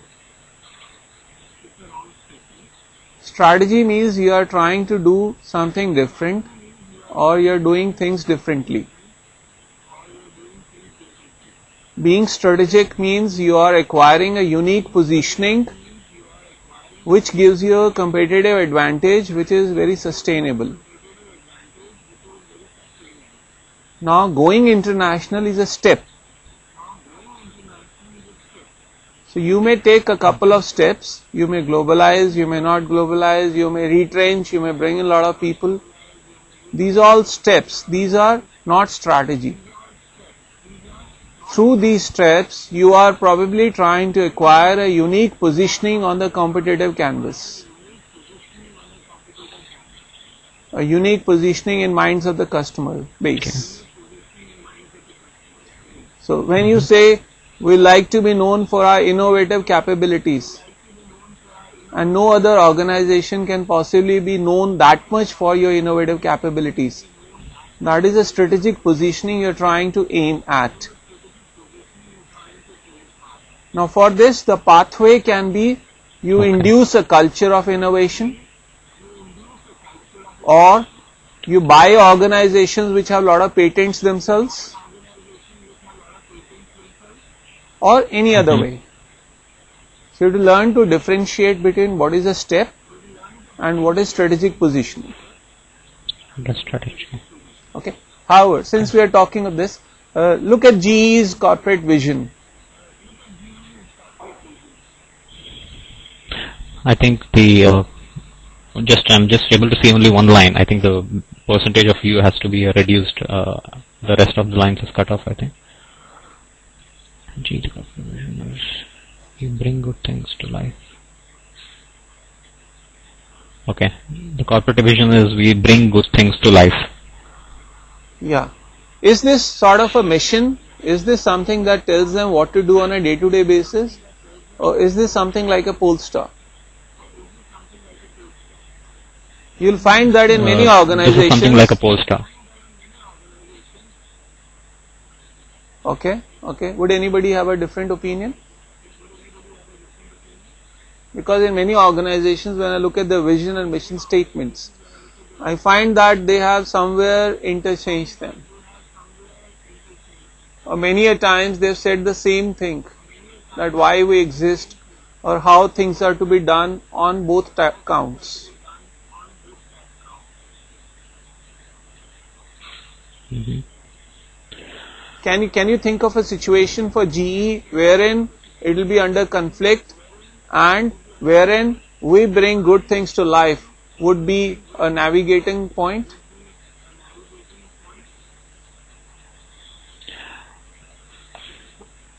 I think we bring the vision, the corporate vision statement of GE. I think it's could be an example of both mission and a vision, because absolutely. They have something. They have something to deliver on a daily basis. So whatever output they give as a product or a service or whatever, it's something that impacts the life of the end user. It is a good thing that the customer or end user looks at. Mm-hmm. One second, let's I think this is a classic example of it. Yeah, let's hear at what Siddharth has to say.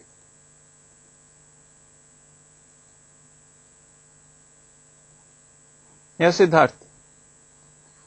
For example, if GE thinks of coming up with something which is anti-environment, something that is not green kind, would this statement help GE decide to go for that or not? In that particular case, I think it would, because rightly said, if it's not green, then they could qualify with the statement. But it seems that the statement qualifies as a vision as well as a mission statement, but maybe they could have a better vision statement, because this seems more like a mission statement. Because if we talk about a vision statement, also tells us what do we want to be in the long term, like what is the future state of the something like a pole star, something that may not be achievable, but something that we strive to be, like we want to be. And mission is more of a fundamental purpose of the organization, which is like what it seems to be here. We bring good things to life. Now, a while back we were talking about individual differences. Do you think saying something like good things to life would, say, 5 lakh people working in this organization have the same connotations from the phrase good things? Is it well defined enough? Is it extremely not very subjective? Is it somewhere? It is very subjective, actually. It is. So it's not really aligning the organization. It is. Right, and taking your example, if they come up with something which is not green, so some people may decide this is good based on the benefits that we get out of it, and some other people may decide this is not good because it's not green. So absolutely, you're right. Absolutely. So it's totally subjective. Yeah, and okay, let's hear Divakar.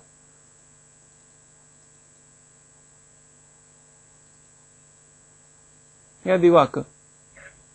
Sir, I guess take this to the aspect when you shared that the outline for the shoal of fishes. So I guess the kind of influx when we are talking about the flexibility of the that outline for the shoal of fishes, right. So the kind of people which we are bringing in, I guess that outline should be rigid enough so that we bring in very like-minded people in the organization. If you take it to an example like TCS, wherein a lakh of employees are working together day in, day out, and that alignment is not there, so I guess the boat is rocking. So okay, let's also hear Anup on this. Let's hear Anup on this. And incidentally, because we're talking of founders selling their belief and vision to everyone else, do you think the process of setting mission and vision is very feudal? Although we talk of democratic systems, are employees really asked that what is the kind of thing you like this organization to go for? Is it not very feudal and dictatorial in a way?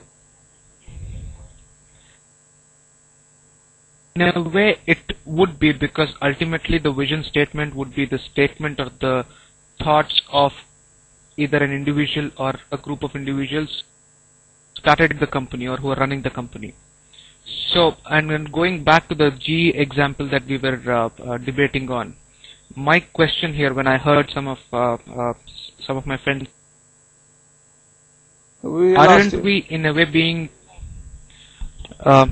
right? So when I heard some of the opinions on the G statement, G vision statement, what question came up in my mind was, aren't we judging G's vision statement on a perspective we have that all vision statements need to be or need to highlight their competitive edge? Probably this is what the founders of GE or the people who are running the show there have in mind as what they want to be. So it would qualify as their vision statement. So they might want to bring good things to life, and they'll probably define what good things are as specific targets that are given to each of their employees in their day-to-day work life. Yeah, absolutely. So in that sense, we have to respect the individual identity of the GE founders, and we'll have to give them that right that it is their domain. So if they see this is the fittest way of defining things, probably we'll have to respect it. Although as critics we can see that does it really make sense to the masses at large or not. Let's study a few more. Look at the Airtel one.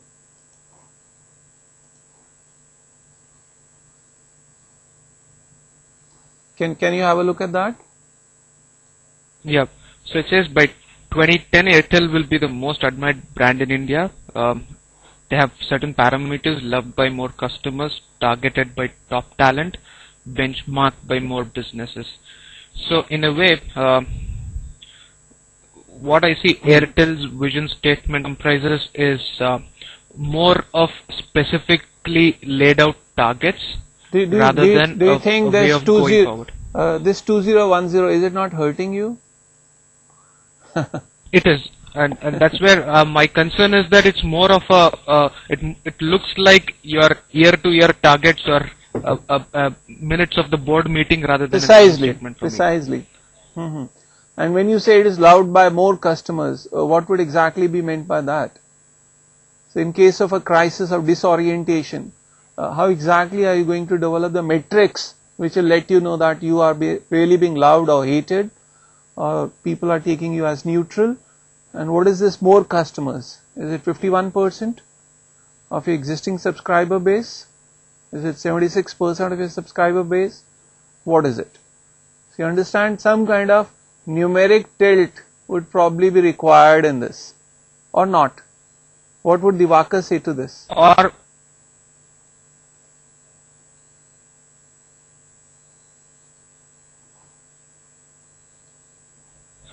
yes, sir, I totally agree on this, that it's more of a annual budget targeting rather than a vision statement that we are talking about what we intend to be by 2010. And since it's something which is as mundane as the annual number, so it has to have a quantitative tilt to it. So I need to have a satisfaction index of say 85% of my customers. And similarly, if I talk about being benchmarked by more businesses, so are we talking about communication as a segment wherein we are being benchmarked, or we are taking Airtel as a brand so that it becomes benchmarked cutting across the industries. So having looked at it, I trust by 2010 it becomes too short a time span that Airtel can raise the level so that it can become a benchmark cutting across. Sorry, I cut that down. So Sandeep, are you developing a better and precise understanding of what vision statement is?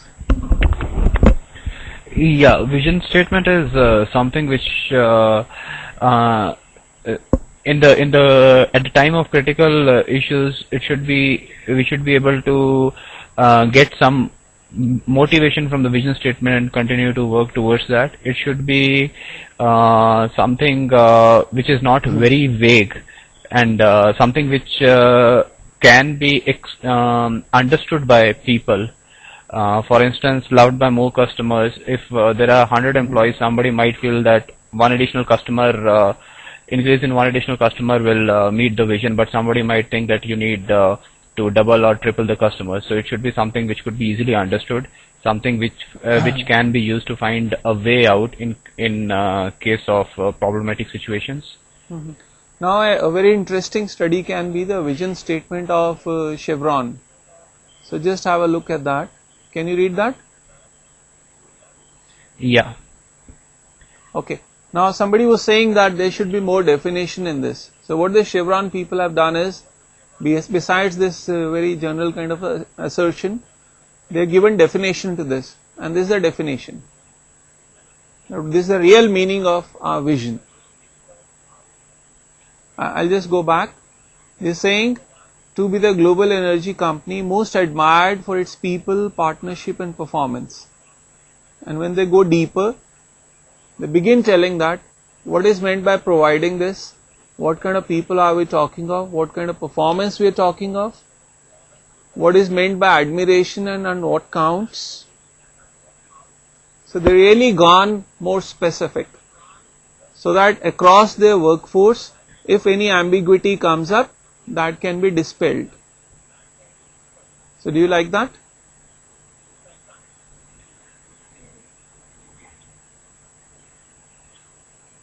Yeah, it's better, but again, deliver world-class performance is something which is a little vague here.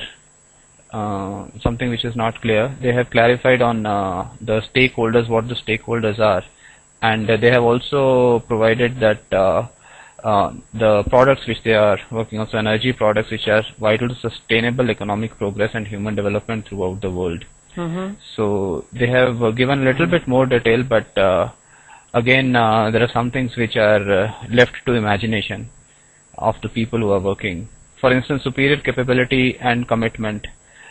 Superior to what is again not clear. So it's good. I can see that you're developing that analytic bent wherein you can go beyond the fluffy part of that vision encapsulation, and you can really go piecemeal and hit out that this is the subjectivity in it and this is the kind of issues that can come in down the line. As to the world class performance, probably there is a field of study which talks of benchmarking across competition. So you cannot spell out what will be the standards at one point of time, because you're talking to something that will have validity over centuries and maybe millennia. So there would be a variation in what is world class performance, but then at any juncture you can measure it out vis-a-vis your competition across various dimensions. Anup had something to say to this.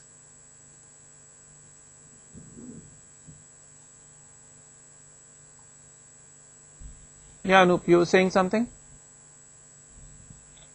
So I just wanted to share the sense I'm getting from this discussion. Is probably a vision statement in itself can't really provide a reader or an employee the complete vision of the company. So the sense I've been getting is the vision statement, like I think you rightly mentioned, is just an encapsulated brief version of a summary view of what the true vision is.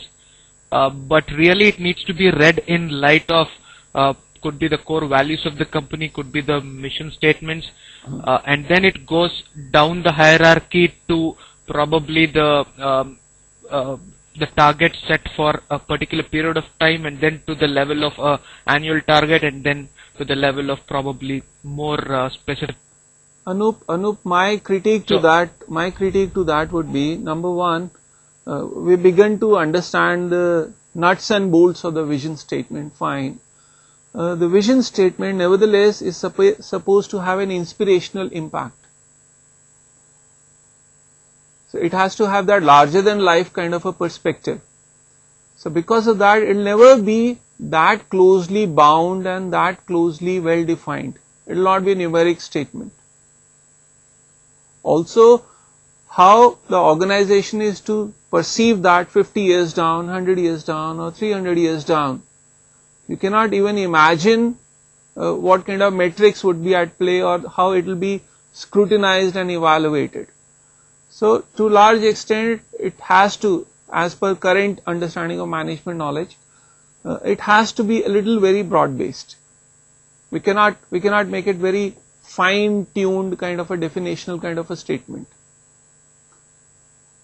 Exactly. So doesn't that in a way counter what we're trying to do in the sense dissect the vision statement and see if it's really adding the direction sense to its employees? No, look, because why is the point in time. Yeah, look, why is it that the pole star is able to guide you? Because it is so far off. Something that is so far off to you seems static, and because of that gives you the navigational orientation. If something were closer to you, the relative motion would be so much that you'll never be able to get your moorings. So it is so far beyond. So because of that, it has to be a little generic.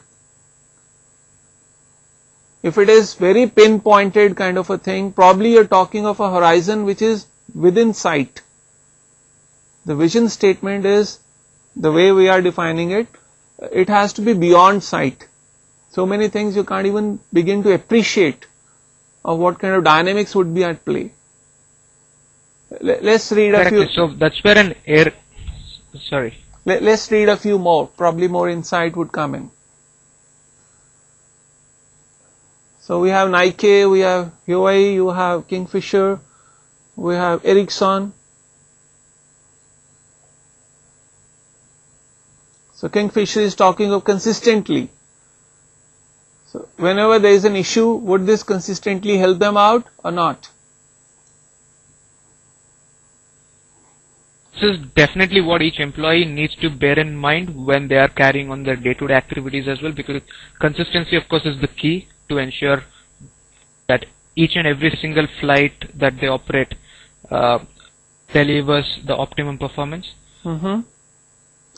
Look at the Hawaii vision statement.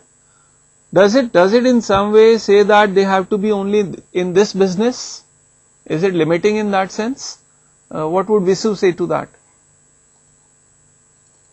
Then we'll come back to Siddharth.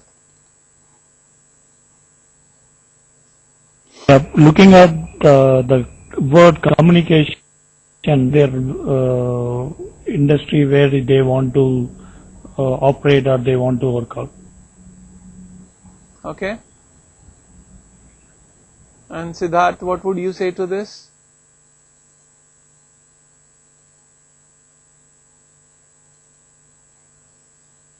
Do you think it is... Can you hear me? Yeah, we can. Yeah, okay. I think the Kingfisher Airlines vision statement is very limiting.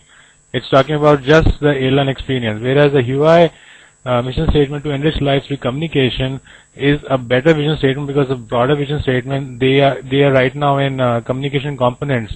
Maybe in the future they could go to something online, maybe some software online, or they could even go to have some communication satellite or something like that. Mm-hmm. So they have a broader vision which is more inspirational and meaningful for the people, and at time of crisis when say the industry changes and the market forces change and they need to decide what to do, this vision statement is more guiding than the Kingfisher vision statement. Yeah, because down the line I'm sure you're going to study a write-up by Anita McGon which talks of industry evolutions, and wherein certain industries themselves may vanish. Is the Ericsson vision statement very restrictive in a geographical sense? Siddharth? Yeah, I think the first part of the vision statement, the regional ICT leader, they don't need to probably, yeah, that's maybe is restricting in a geographical sense somewhat. Isn't that giving them a very good focus also? You see, it's a trade-off. Amit, let's hear Amit on this. Yeah, Amit. Yes, sir. Yes, just would like to add to what my peers have been discussing. Actually, we need to go back to what you have basically pointed out. What Father of Nation have, he had a specific vision, and even if he is not there with us, but still, if we are the part of his vision, any citizen of India, he's a part of his vision. So if anyone who behaves or who does non-violence, he thinks in his mind, okay, if I'm not violating the vision what my Father of Nation has given. So basically, vision, if we talk about all these players, all the visions have been different. If we talk about Airtel, it's more of time centric, like after 1 year what sort of revenue we'll have or what sort of targets we have. If we talk about if you talk about PepsiCo, they are more of like market share centric. But I think vision should be very much simple. Both the customers and the employees working in the organization and working in near future, they should understand it very clearly, and they should certainly feel proud. Even if we talk about Ericsson, yes, they have made their vision as per their requirements, because if they are targeting a particular market, then certainly it's recognized all across the world. Okay, this Ericsson is the leader, market leader in that particular region. If we talk about let's hear Meena on this.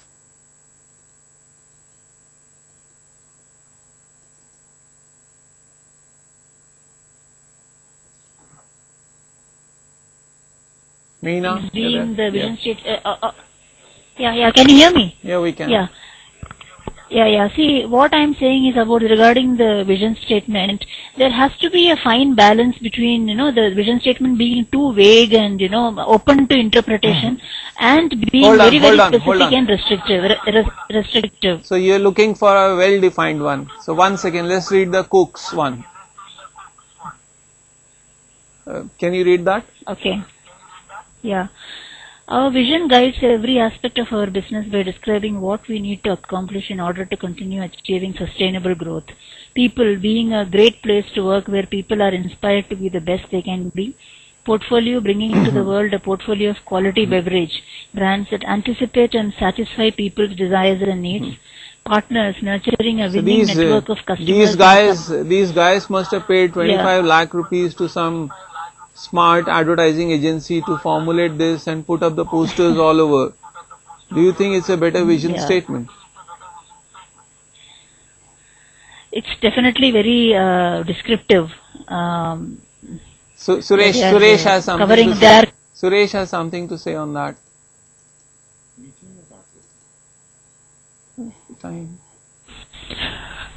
Yeah.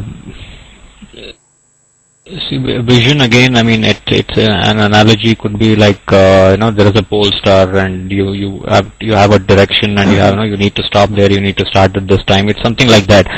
So it's too descriptive. One thing, and so it may not inspire. I mean, for something to inspire, it's too detail oriented. Okay. If you put this in a workplace and someone reads it, I think they might not even have the time to read and remembering is something is very important. No one can kind of remember this entire thing when they kind of in a workplace. So incidentally, Divakar would be a very concise point. Divakar is saying that Nike has the clearest vision. And Suresh, what you're saying, remembering. In fact, that's a very good test that you line up all the people in an organization and ask them to recite the vision and mission statements, and you'll get to know whether at least at a verbatim level, at the lip level, is there synchronization or not, is there alignment there or not. If you pick any 100 Indians and ask them to rattle out the national song, not the national anthem, you'll probably get to know how many of them are truly Indians or not. So let's go deeper. Yes, Suresh. Yeah. I mean, if I may ask a question. Yeah, please. Do that. Is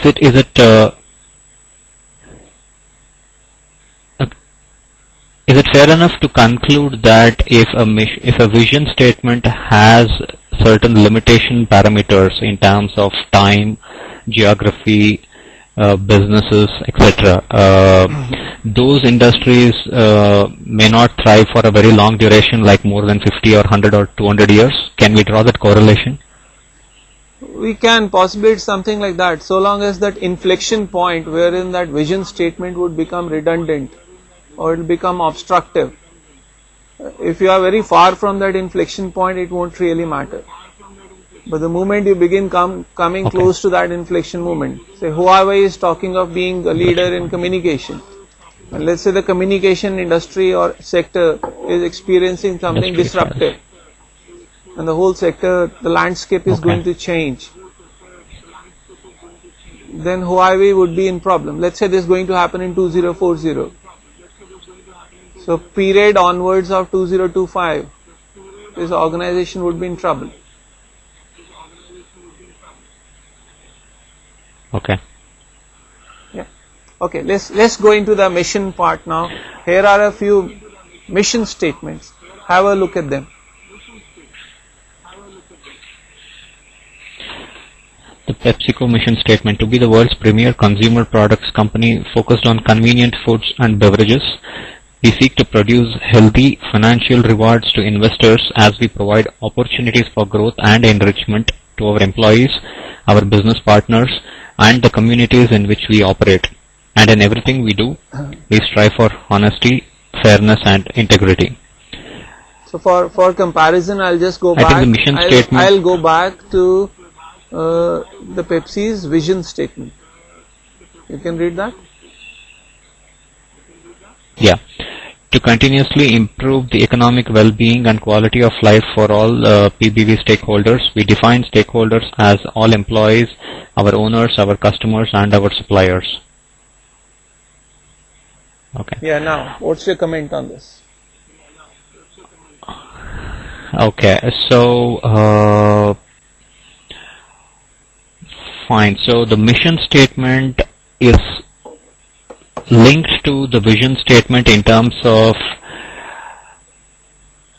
connecting to the end users like employees, business partners, shareholders, and communities.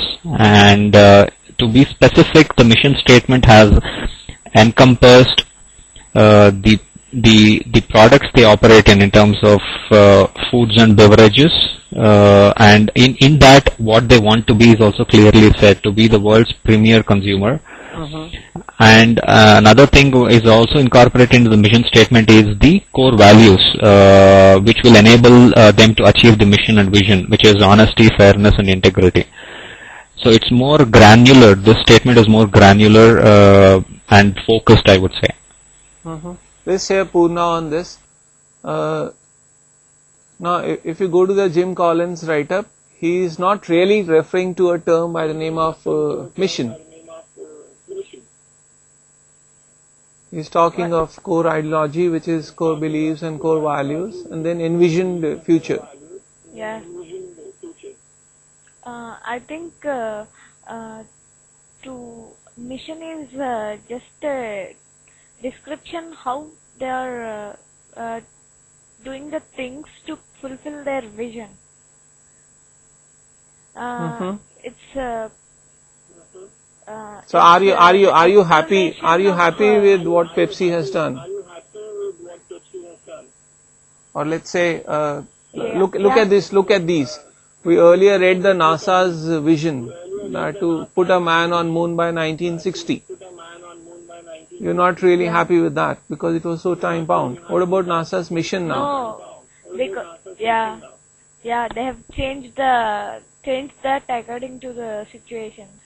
But it's not matching with the vision of the company because it is really time bound, and mission is not like that. It's really different from that. So I'm not happy with this one. Okay, what about the Evans? We'll build a unique portfolio of beauty and related brands striving to surpass our competitors in quality, innovation, and value, and elevating our image to become the beauty company most women turn to worldwide.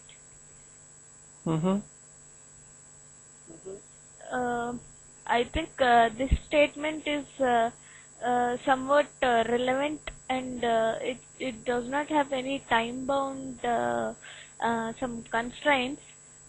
Even after they have fulfilled vision to some extent, they can increase their spectrum, and they can go through this thing.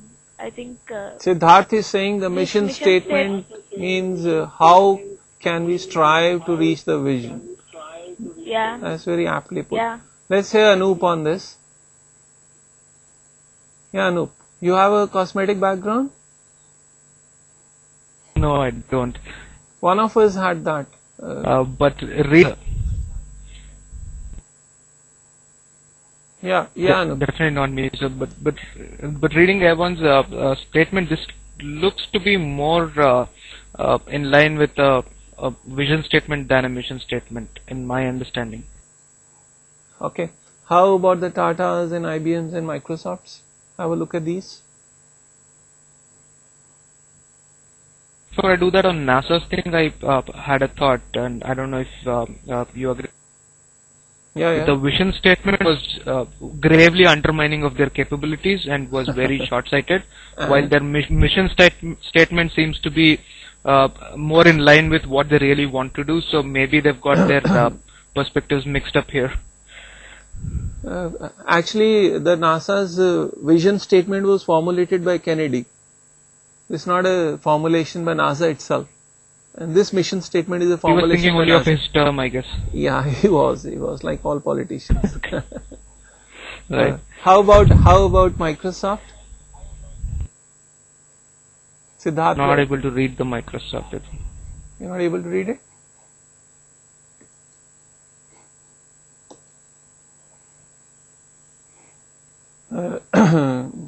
Let's hear Divakar 1 second. Divakar has something to say on A1. A1. Yeah, Divakar. The statement of the Avon, can we go back to that slide? We can. Yes.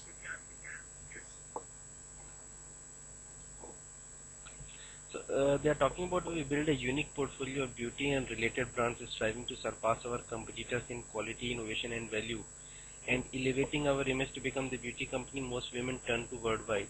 Now, there is a paradox, unfortunately, in the statement. They are talking about striving to surpass the competitors in quality, innovation and value, but at the same time, the focus of the company, even in the statement, is limited to the women only. While we look at the competition like Garniers and all of the world, so they are coming up with more innovative products for the both genders, unisex, unisex, so yeah. So in that scenario, I guess the appeal which Avon is creating through this statement is a bit with limitation, and honestly not that long term. Okay, well said. Look at few of these: Dell, Nike.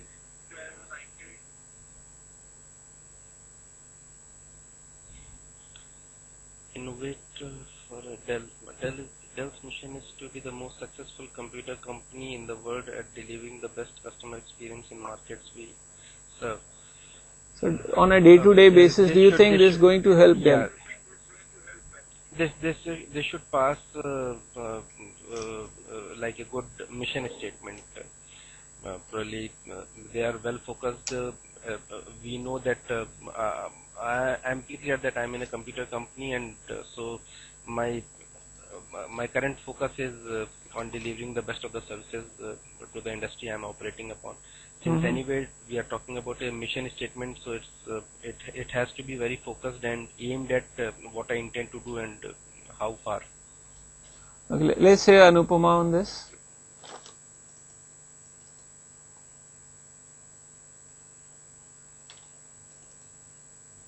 Yeah, Anupama.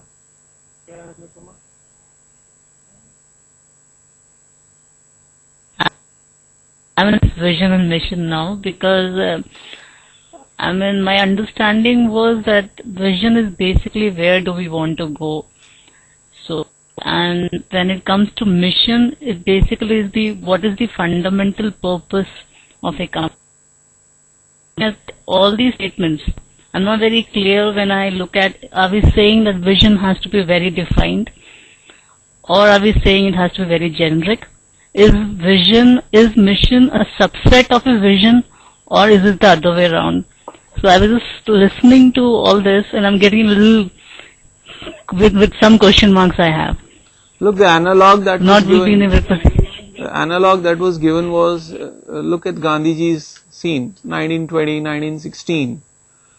He is looking for having freedom for India, a freedom as a vision. Freedom was a vision. That is what is.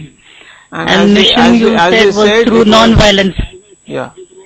So on a day-to-day basis, whatever he is trying to do, in order to move towards a vision, he and his people are thinking that are they being non-violent or not? What is the core belief? For example, in an organization, the core belief can be to be honest. So if in some transaction they are upsetting the customer, but they are being honest, they are fulfilling their mission, they are being true to their core belief. However, if your core belief is the customer should be happy at any cost, that means at times if you have to lie or speak untruth in order to make the customer happy, you'll rather do that. So on a day-to-day basis, whatever is the next activity I'm doing in the next 2 hours or whatever I'm doing right now, is it aligned with my core beliefs, my core perception on everything or not? If it is aligned with that, I am being true to my mission. And in the long run, an aggregate of my activities and my steps, if I am reaching towards, in a summation sense, am I being directed towards my vision, my eventual pole star or not? That is a vision statement. If I am moving left, then right, then backward, so possibly I am not really moving in a significant, meaningful way. So day by day, week by week, month by month, am I inching towards freedom or not? If the can you hear me? Hello? I can hear you. I can hear you. So if in a day-to-day basis, whatever activities you add up, if they are taking you towards a free India, you are moving towards your vision. You are trying to attain that. But it is so far off. And it's a very larger than life concept. But we are also saying, so we are saying that vision, vision doesn't need to have a limitation. It's to be free, it's like a pole star, that it has to be short and sweet then in that case. If we are defining, making very tangible. There is another thing your Jim Collins write-up is talking of, that is BHAGs. Now BHAGs are, what are they? Big, hairy, audacious goals. So something your organization would like to attain on a canvas of 20-30 years. So vision is probably an add-up of numerous BHAGs, stretching beyond 100, 200, 300 years. And in a significant sense, your organization has to gun for BHAGs.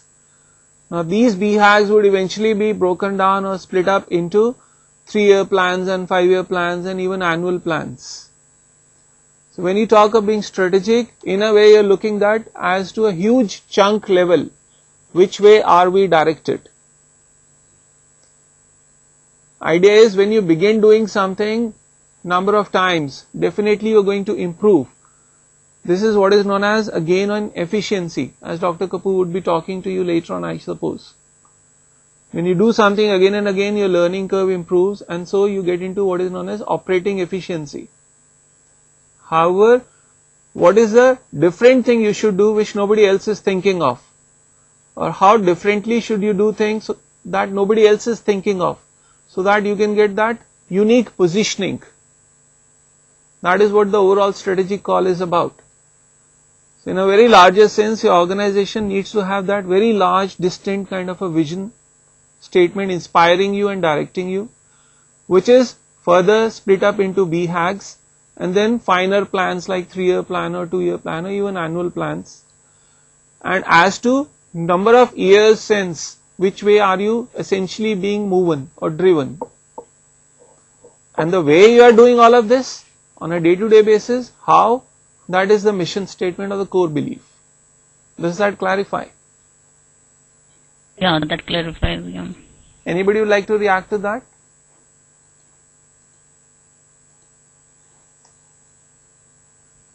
Anup had a thought. So let's hear Anup.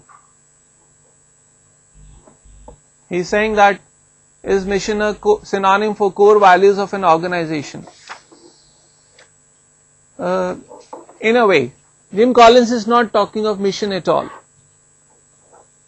So in a way, it could be something like that. And Divakar is saying that... Your response to... Yeah, Divakar is saying that in Gandhiji's parlance, we can say vision is free India, while mission was independence from British Empire. No, Divakar. Mission was being non-violent in the approach.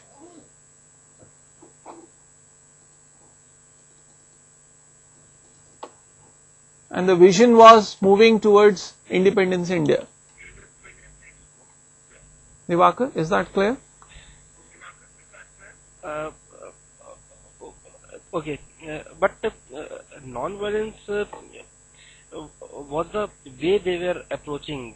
So it's like this, Divakar. Your core belief can be that in this class, your core belief is that you will be very attentive. So whatever you are doing next, if you are attentive or not, it tells you whether you are on track or not. But then your intention is not to prove to the world you are attentive or not. Your intention is probably to pick a lot of software from this and some lot of managerial know-how, which will eventually take you to a CEO trip and beyond that. makes sense. Right? So that probably tells. Right. And Amit is saying something. Amit is saying that what about customers? What if organizations do not match customers' preferences? Yeah, Amit. Yeah, you are sold out to customers through and through. You have been talking only of those. Yeah, exactly. Why specifically we want to focus customers is because they are the one from where we'll get revenue. Because if we closely look ahead on the visions or mission statements of all the companies, they have very clearly specified whether it's for market share or it's based on my regional preferences or whether it's for bring good things to life. So what I specifically mean to say is the vision of an organization should be very clear, and all the companies or industry in this market are doing business for revenue. So okay, fine. We understand that. Siddharth is talking of something interesting. Siddharth is saying that can we try to rewrite the Kingfisher's vision and mission statements? Yes, Siddharth, that is interesting. Let's try that exercise very quickly. Before that, Siddharth, you're there? Yeah, can you hear me? Yeah. So you're given a good poser. You're saying that let's rewrite or rephrase the Kingfisher Airlines vision to what it should be like. So let's do that. Just a second prior to that. Siddharth, you're there? Yeah, I'm here. Just read the Starbucks and Nike and Coca-Cola mission statements. Siddharth, you'll read them?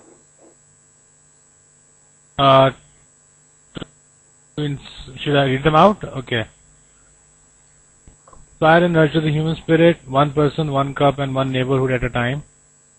Bring inspiration and innovation to every athlete in the world. If you are an athlete, you can one second. You can.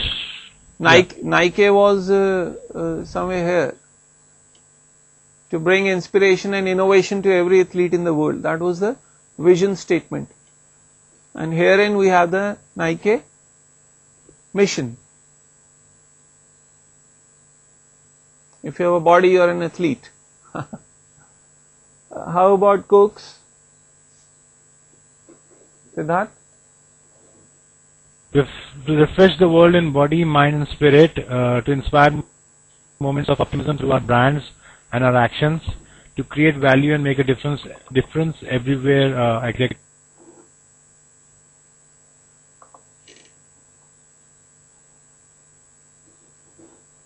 Yeah. Create value and make a difference everywhere. Okay. Then we have the Jet Airways. You can go through this, and this is for Satyam. Any comments?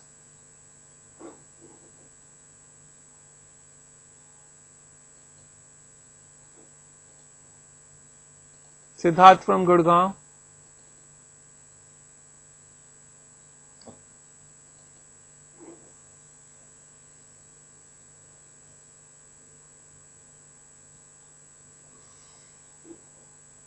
Siddharth?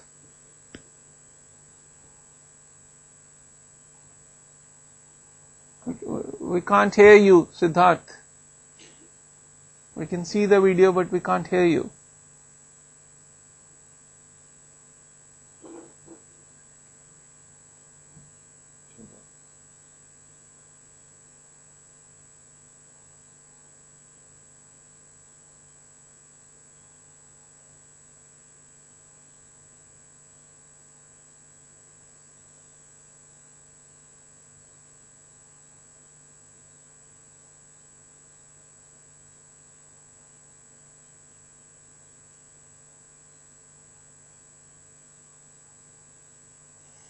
Yes, Siddharth. Yeah, sir. My query is that the mission statement which is being drawn from a part of a vision has to be fulfilled in a way to either to satisfy the customer or to fulfill the needs of the company, but that have something in a quantified form, like which is further being framed as a goal or an objective statement. So my query is that the mission statement contains the quantified part or a generic part like a vision part. Can you elaborate on those lines? Look, in a personal sense, your vision statement can be to amass, let's say, $100 billion in your lifetime. Mm-hmm. And but in the company, as to a mission, you can think that I like to be healthy. As a mission can be healthy, well, vision is 100 billion. Yes. This is on it is a reverse, I think. On an individual level. To be healthy, not to be is healthy. To be a vision, not to be healthy. No, if I am not healthy on if I am not healthy on a day-to-day basis, I will not be able to live. I can't be able to. You will not be able to live the years so that you will eventually reach a $100 billion mark. You have to sustain. But 100 billion, if I am healthy also, then also I can't be able to reach 100 billion, because the mission part must be a part of a vision. Fine, no, not necessary. That is fulfilling your existence. Mission statement is fulfilling your existence. But not very broad, clear, because it is a broad statement which can be just which is common for all the companies. It can be Prime Minister of India will say if a healthy environment is being required. It's like anyone can say the same. Siddharth, it's like being happy in the pursuit. In my pursuit of $100 billion, I can choose a pathway in which I have a lot of unhappiness, or I can have a pathway in which I have a lot of happiness. Just as Gandhiji could have chosen, there can be non-violence and there can be violence. And both pathways could have possibly led to attainment of his vision of free India. But he said, I would rather have good means rather than get the ends with bad means. So that's a belief he has in his mind. So similarly, I don't want $100 billion if I have to get ulcers. I want people in my organization similarly to be, let's say, transparent and honest and have a satisfaction that they are doing everything fine and ethical. But those are the values of a company, not the vision and the mission of a company. This is what is a mission. The values of the company is what gives the mission. The core beliefs you have, which you are going to live through day by day, through every activity, that is what is mission. Because you are consistently and steadily living through those values and beliefs, shows that you were oriented to a core belief and ideology. You did not surrender your ideology in face of any aspiration or ambition or any environmental duress. So that is what would formulate the character of your organization or yourself as a person. You would not like to compromise on the character front. Is that clear? Yeah. Okay. Does Sandeep have something How to do say? we keep, Yeah, Siddharth. how do we keep check on the mission statement, gap analysis between the mission from the year-on-year basis? Does the mission statement change on a regular basis or after a period of a time? Because it is a short-term strategy or something like a mission is a short-term or a long-term. Because vision is a fulfilling very, very long-term type of thing. While the mission, based on your core beliefs and the goal statement, the goal statement keeps on changing on year basis because the portfolios or because of the market scenario, business environment, the needs has been changed on. So mission statement keeps on changing or not? And how does the gap and how frequently it has to be updated? When the trigger arises or something like that? How we note upon the changes? Again, lot of research. How often? Lot of research is yet to be done in this, and these are issues which are still being evaluated and mapped.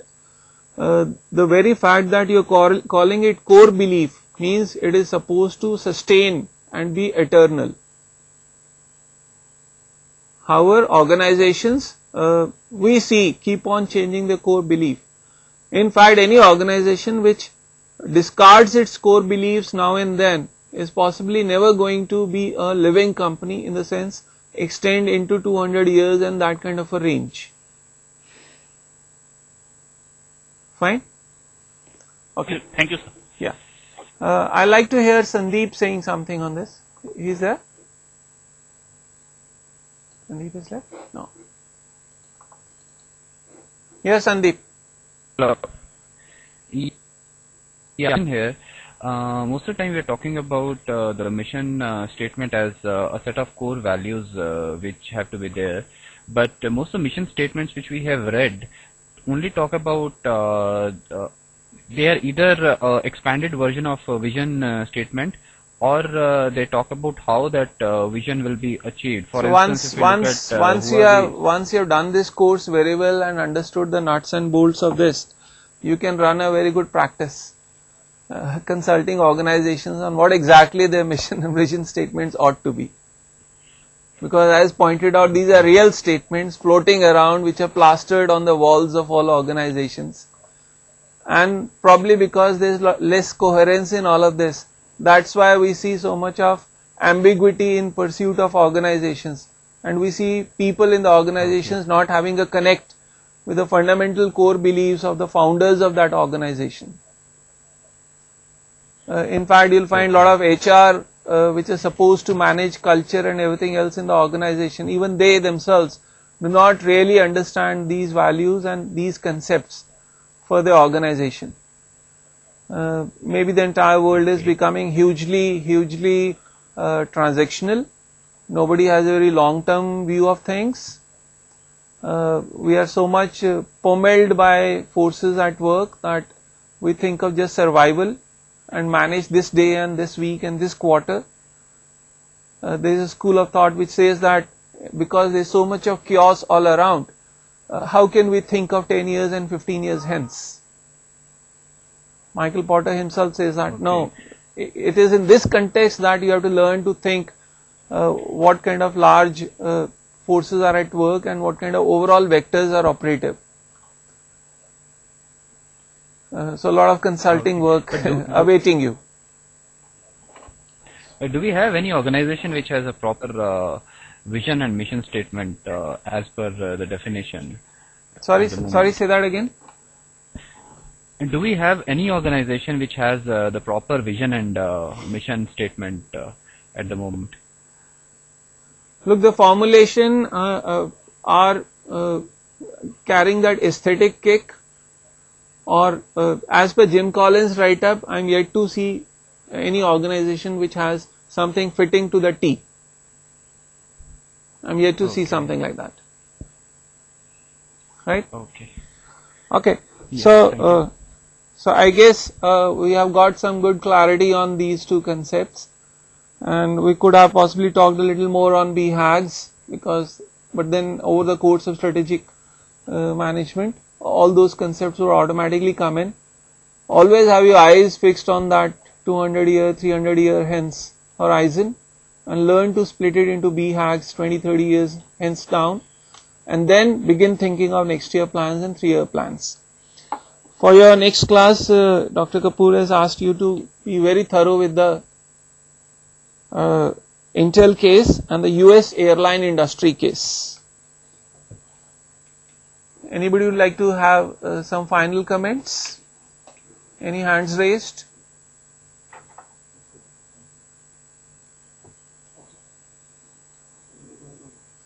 So we'll close it. Have a nice day and be well for the next session. Thank you. Bye bye.